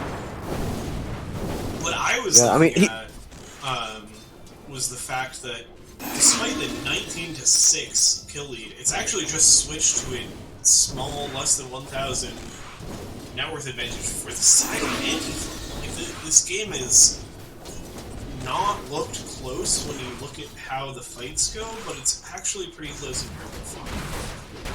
Yeah, and that's just the Doom effect, right? Especially like with Midas as well. Like there's no world where the Doom should be the same, if not higher net worth than Drow, but just what Doom does. And so I Yeah. feel like the net worth this game has been like definitely not representative of what's happening in terms of map state. As a really bad few still kill over, but look at these wards. Like if they can find a way to smirk or use Mirror Shadow on that, like they have a really good way to set up for it. As Kevin is very out of position, doesn't have the doppel, but I don't know if they know that. And they're trying to make a pass at him, but couldn't quite connect the spells. I was about to say, the other factor, other than the Doom's Midas, is the fact that Kevin has just been getting a ton of space in this game. Like, all of this fighting that's been happening has been kind of... Like, Dossie's been very involved in these fights, and that's a big part of how they're finding these kills, like how Sterling just died. And it looks like they're immediately comparing this to mages. The benefit for Anti-Farm is that Kevin has not been involved in these fights at all. And the only problem is that, like, I don't know if this Diffusal Blade helps him stay on top of the drow, like... Yeah. Are you concerned if you're Antifa that maybe your PL doesn't have the life to kind of stay in these fights? Because it's very uncomfortable to play PL against Sansa. Is he gonna jump on the PL straight away? Doppels to dodge the snowball, but the shards instantly keep him in place. Yep. Holds up the shards. And he can get the walk away. Okay. Multi-shot is just gonna be fuck pal going down. Looks like Anti-Farm still kind of dodging disaster here. Yeah. The Astral bought just enough time for him to just walk out of the shards, so... Kevin's gonna stay alive, doesn't have to feed away that kind of big bounty he's going from all the fun he's had. They're kind of still running at people. Yes, Rillin's getting a little found on this position for Death Prophet. The multi-shot's gonna prove to be too much. Zach's the 32 is still in now. That is a lot of soloing. That's the biggest benefit for the fact that Arsenal's just kind of deathball this game. Take a lot of these 5v4 fights is that your silencer is still like Doom has 24 not right now. Items at all, but has this Race has 32 permanent is no more. and what is on the way on this courier? It is a full force. I feel like Zach might actually struggle to get multiple casts of his spells out in fights. Dire's middle tower is under attack. Like he actually is walking around on 400 mana. Oh god, yeah. How many times? I mean, 4 deaths, and it looks like based on that is 8 stolen. Yeah.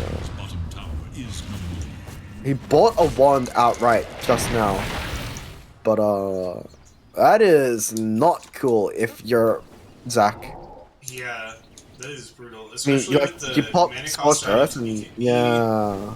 Like, you can't really cast a creep spell. You're gonna grab a War Stomp, which at least is a nice stun for only 50 mana.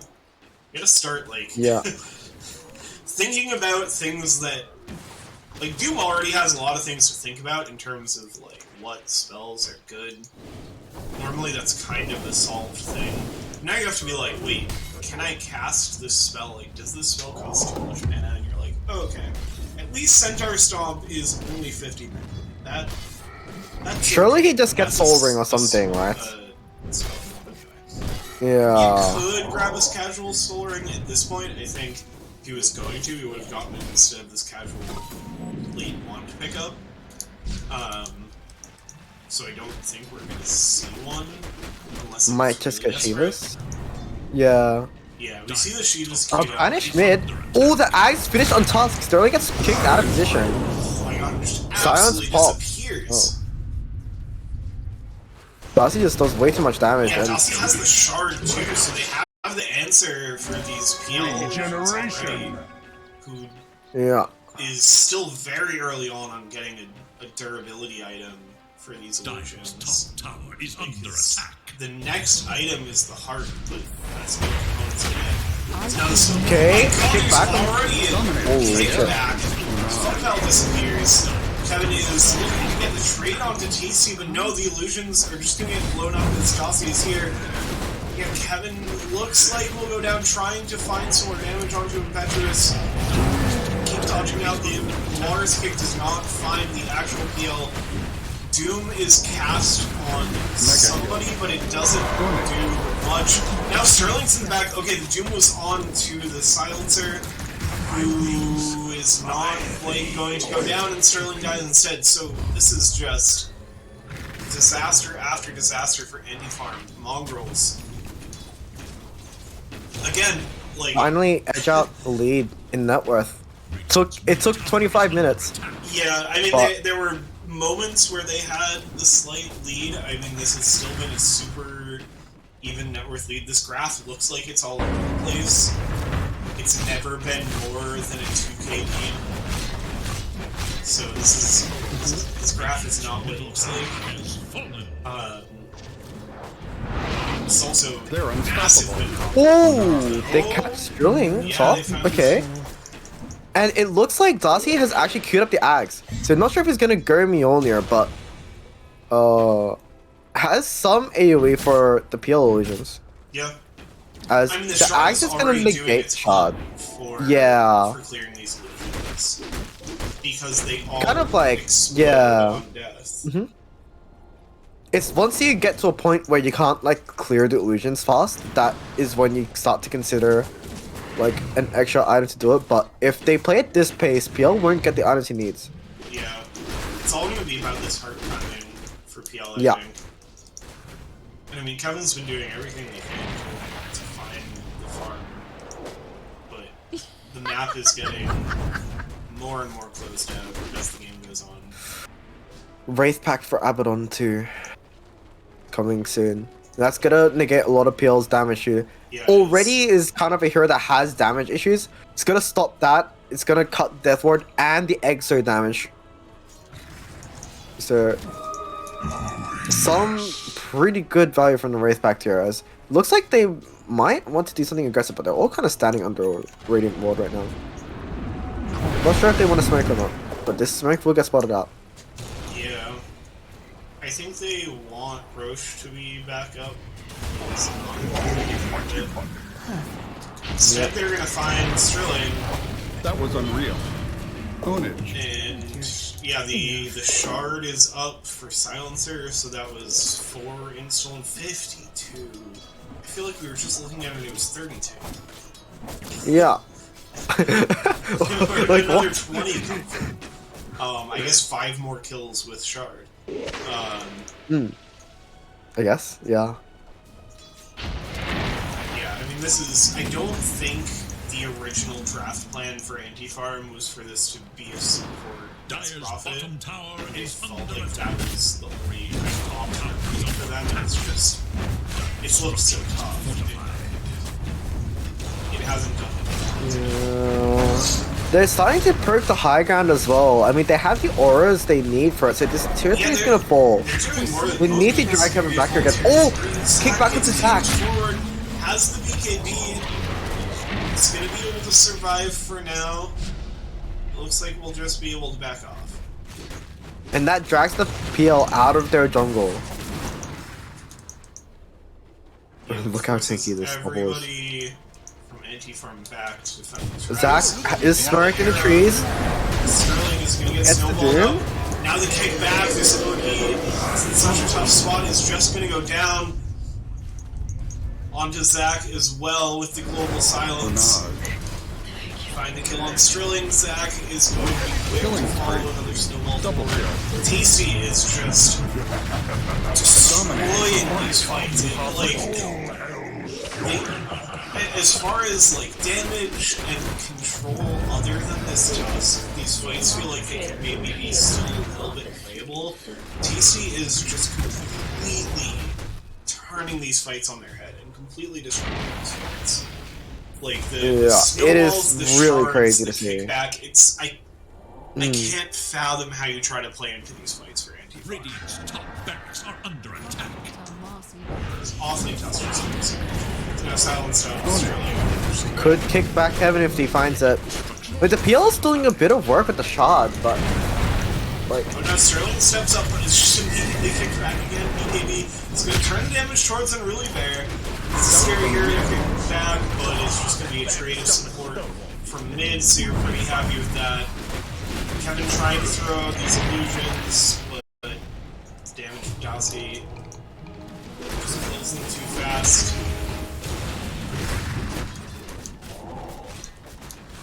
they're just getting funneled back into their base now. This is the first time we've seen them kind of take a commanding net worth lead finally after God knows how long. Yeah. And the Doom and Peel just haven't been able to find any more farmers. As Tasty gonna get Death Warded, they have the cancel and the kickback, but Tasty might just be dead.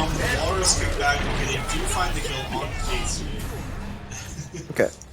Finally. Yeah, they get That was what, something 1,000 gold? for Yeah. Antifa. 1,100 gold. Nice.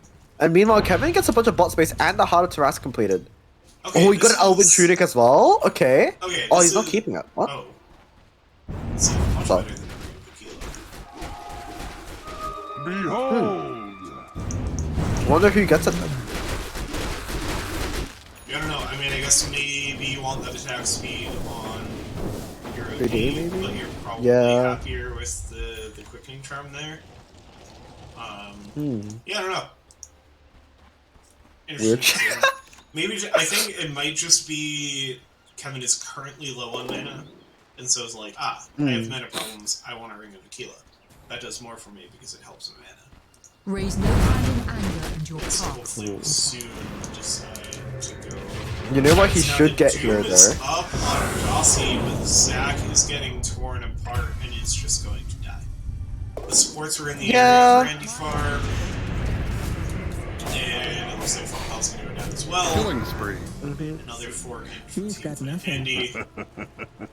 Not sure what the idea there was. I guess if they connected the Maledict and the Death Ward, then Darcy was in a bit of trouble, but Yeah. feels like doing those kind of plays without your 1 and 2 positions is kind of hard. Especially considering they bring so much of your damage. Yeah. Witch This- Doctor doesn't even have Shard, which is really rough, because Witch Doctor Shard is so nice to play with. Yeah, Oh no, okay. they didn't even look at Roche. Yeah, on the other side of Desperation plays, what is your 1 and 2 doing while you're trying to play? And is going just for Roche. This Roche is going to be traded for Barracks. They find mid-barracks, they do get the Roche now. It's the second Roche, so it is My a favorite shard kill for is the somebody. monster. Fuckhound's already dead. Well, and just TP into as death. well as they return. Oh my goodness. I mean, the team is just overwhelming. It's 10 people lead. It's 38 to 8. It's just so hard. Now the global silence as well. The kick is just out. That's mega creeps at 32 And that's Aegis minutes. down to Kevin as well. Yeah, Aegis. Holy already crap. used. Yeah, I mean, I Zac guess is they in did with sack. BKB, okay, but Dossie has the BKB as well. The Eh? Astral on the silencer. If they can find that kill, it's a big one. But Zac is just gonna get kicked back. Okay, they do find Teamfight Indy. There's no honor. That is a very big pickup. Can they find Petros as well? Doesn't have the borrow time available. Tasty is going to roll out for now. Is only going to kill. That is enough time for Blade to come off cooldown. And move quickly. And GG And is they, called. oh, they call They're it? done. Wow. And I mean, it's a weird time to call it. It feels like they were maybe getting something back, but I mean, it felt pretty hopeless for a bit. Yeah, Mongrels take game 3 and the series. That puts them into the upper bracket finals against Squishmallow. We've talked a lot about over these different matchups, like in the Kaya division. Especially with the way the bracket played out with 6 teams, like, felt like a pretty clear 1 and 2 seed, and Anti-Farm felt very, very dominant through the group stage, and so this is a really, really impressive performance from the Mongrels. Yeah, pretty big upset, all things considering, and I mean, they just executed those game 2 and 3s really cleanly, so Yeah. not much to say, but felt like they just played their game really well. Frankly. Yeah, it was very decisive.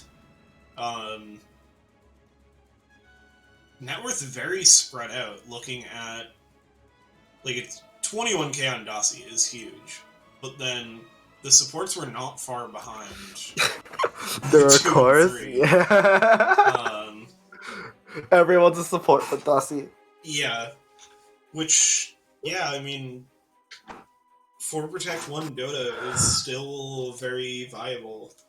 And I mean, especially when you have an offlane Tusk playing the way that Tasty did. Like, Tasty is my MVP for this game. It was just so much was done. I mean, like, it's hard to not give it to a 9-0-20 Drow, but like the Drow does not get to that point without the Tusk making the plays that were made.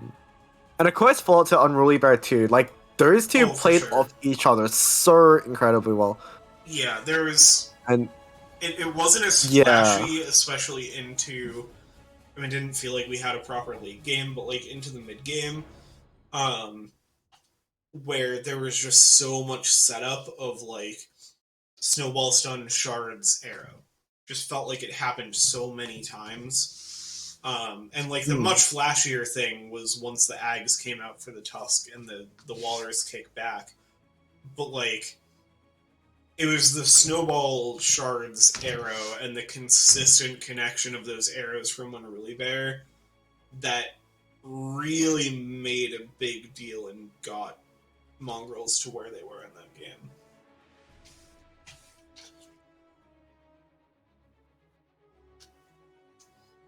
Yeah, I don't know what else to say other than like Mongrels really playing at a higher level than we saw in the group stage, and really bringing out their best, which they're certainly going to need going into a tough series against Squishmallow.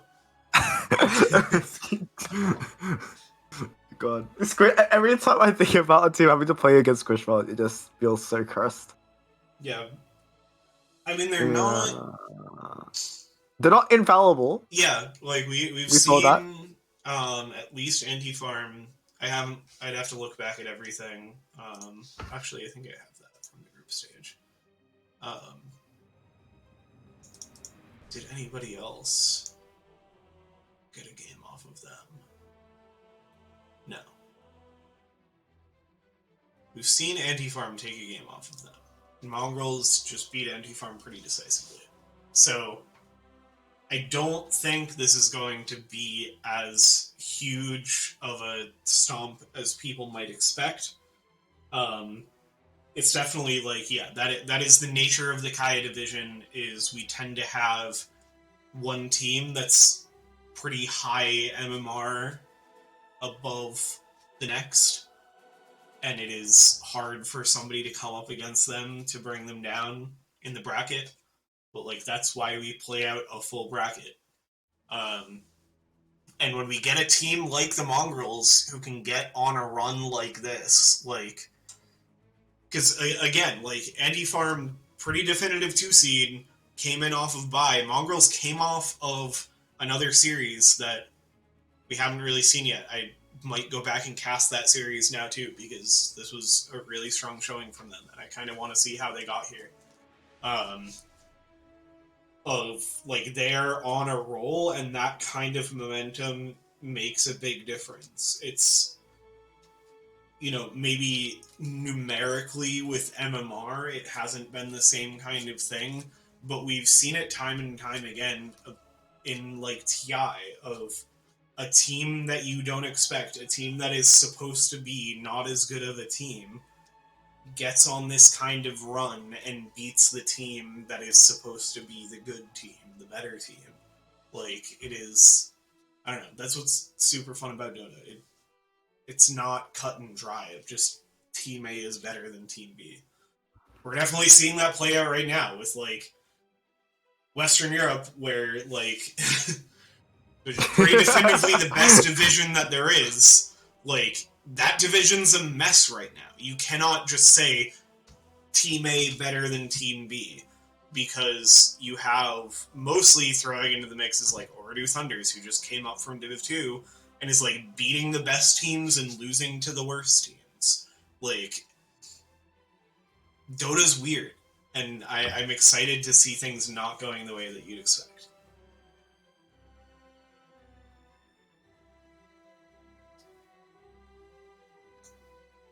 Man, watching this makes me want to play more Dota. Right? Like these are the games that you watch and you're like, man, Dota 2 is a cool game. It's a fun game. I want to play Dota. Yeah. That's why we do it.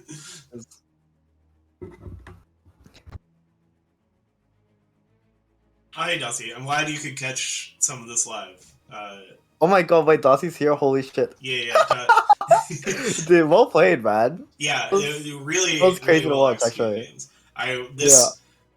Seeing this played out in the replay, because I did my best to not like look spoil at the ourselves. results. Yeah, I did eventually see when I was trying to look back at the draft. I saw you guys won game 3, and I was like, oh, well, that just makes it more interesting for me. Of like, team not expected to win won. Like, this is really fun. I'm disappointed I didn't watch this live because it would have been even more exciting to see it play out.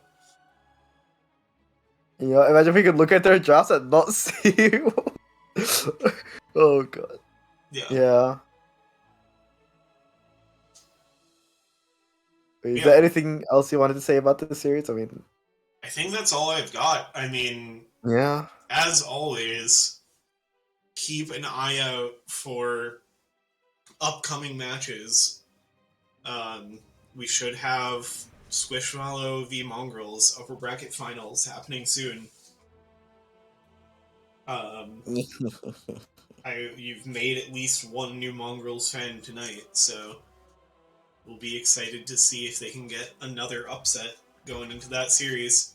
And in the other divisions, if you're feeling like even after all of this, you want something that feels a little bit more closer and competitive. Tons of exciting games going on in the other divisions. Tons of stuff queued up, even just for this weekend. I'll be playing on Sunday, which I'm really excited for. Oh, hell yeah. That's going to be a hype series because that's a rematch. Well, a 3-game series Yeah. that you guys had to play in upper bracket. Oh my god. Yep. It's going to be something. Yeah. Anything else from Ichio? This is fine. No, I'm happy to just go out there. Yeah. You just make sure you pay attention to the WLD Discord and keep up with everything. Try to cast as much as you can, so yeah. Just keep us posted and we'll try to cast what we're available for. And if we don't, then maybe we do some things like this. Oh, I got a message from Darcy. Hopefully next week, something filtered versus Squish. We almost won a game against them. I hope we can put up a good show. Did it filter Mongrel? Yeah, I had to approve either way, the like, message in my chat for Mongrel. Fun story, we'll just talk about this now. I posted a picture of this in the Discord as well. He must have typed a filtered like Mongrels, right? Because it's filtered on this, like on Twitch.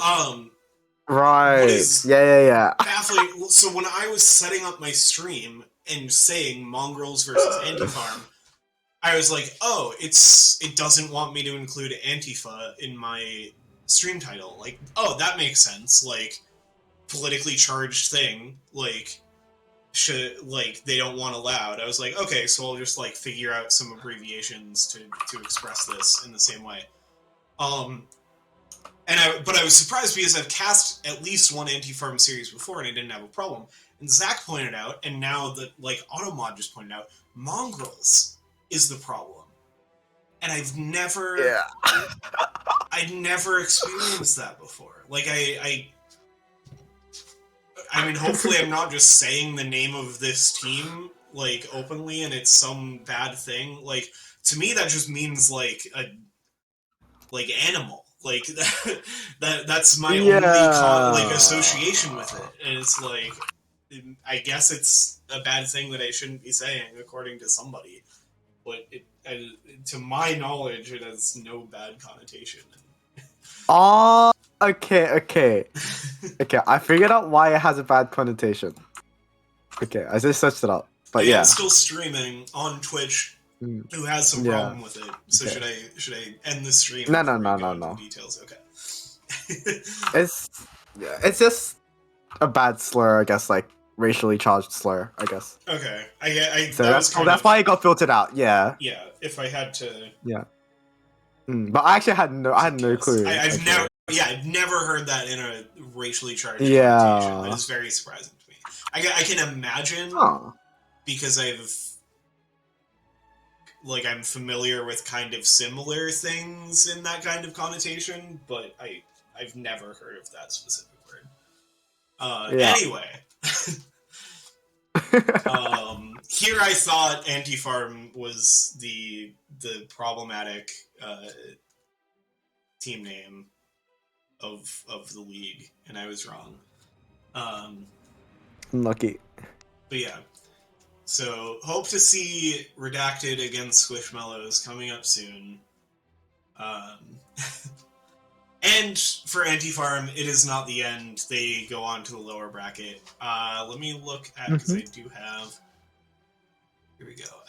I can bring up a beautiful view of the bracket on the stream. So Redacted moves on. Anti-Farm goes on to... Where is Loser of Case? There we go. To play Takes Tree to Tango, who Redacted... Or no, sorry, who Yuki beat in the first round. And then winner of that game plays Yuki. Okay. Yeah. That'll be interesting because it's Tasty and then Yuki and then whoever drops out of winner bracket finals, right? Yes. Okay. Tasty is a good team. That will be spicy to watch. Okay. Yeah. Yeah. Dude, that Kaya is gonna be. Oh, you have it on your stream right now. Yes. Yeah, that should be really spicy. Yeah. Actually. Anti-Farm versus Takes Tree. I think Takes Tree were the 3 seed. So 2 seed versus 3 seed in game to not be eliminated. Pretty big. And then after that, it's what, 6th? Yeah, I think Yuki came in as the 6th seed. If Takes Tree was the 3 seed, then yeah, Yuki would have been 6th. It's so weird, like hearing that because all the teams are good. Oh so yeah, it's like, I mean that's it's kind of odd. You know what I mean? Was the same thing as I went through Sanj bracket. It was like, okay, well I think I can sort out the top 4 teams, but then 5 and 6 were also good, and then it doesn't feel fair for 7 and 8 to be 7 and 8. They're also good. Everybody's good. Everybody, it's such close competition. That's why it's a fun tournament.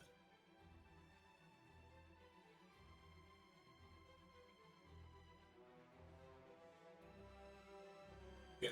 Anyway, I think that's gonna do it for us tonight. Yeah. Thanks everybody who joined live. I'm glad. Have a good night, everyone. If you couldn't join live because this was super fucking late, this was just kind of when it made sense. I was gonna do this earlier tonight, and then a lot of people from my squad wanted to play Dota earlier tonight, so I played. Then we were watching some games. Joe was casting the other games. This was kind of when it worked out. Yeah. This was fun. Thanks for joining us. Have a great rest of your night and weekend. Again, keep an eye out on the Discord for games coming up. Yeah. Thanks for joining us. Bye-bye. Bye.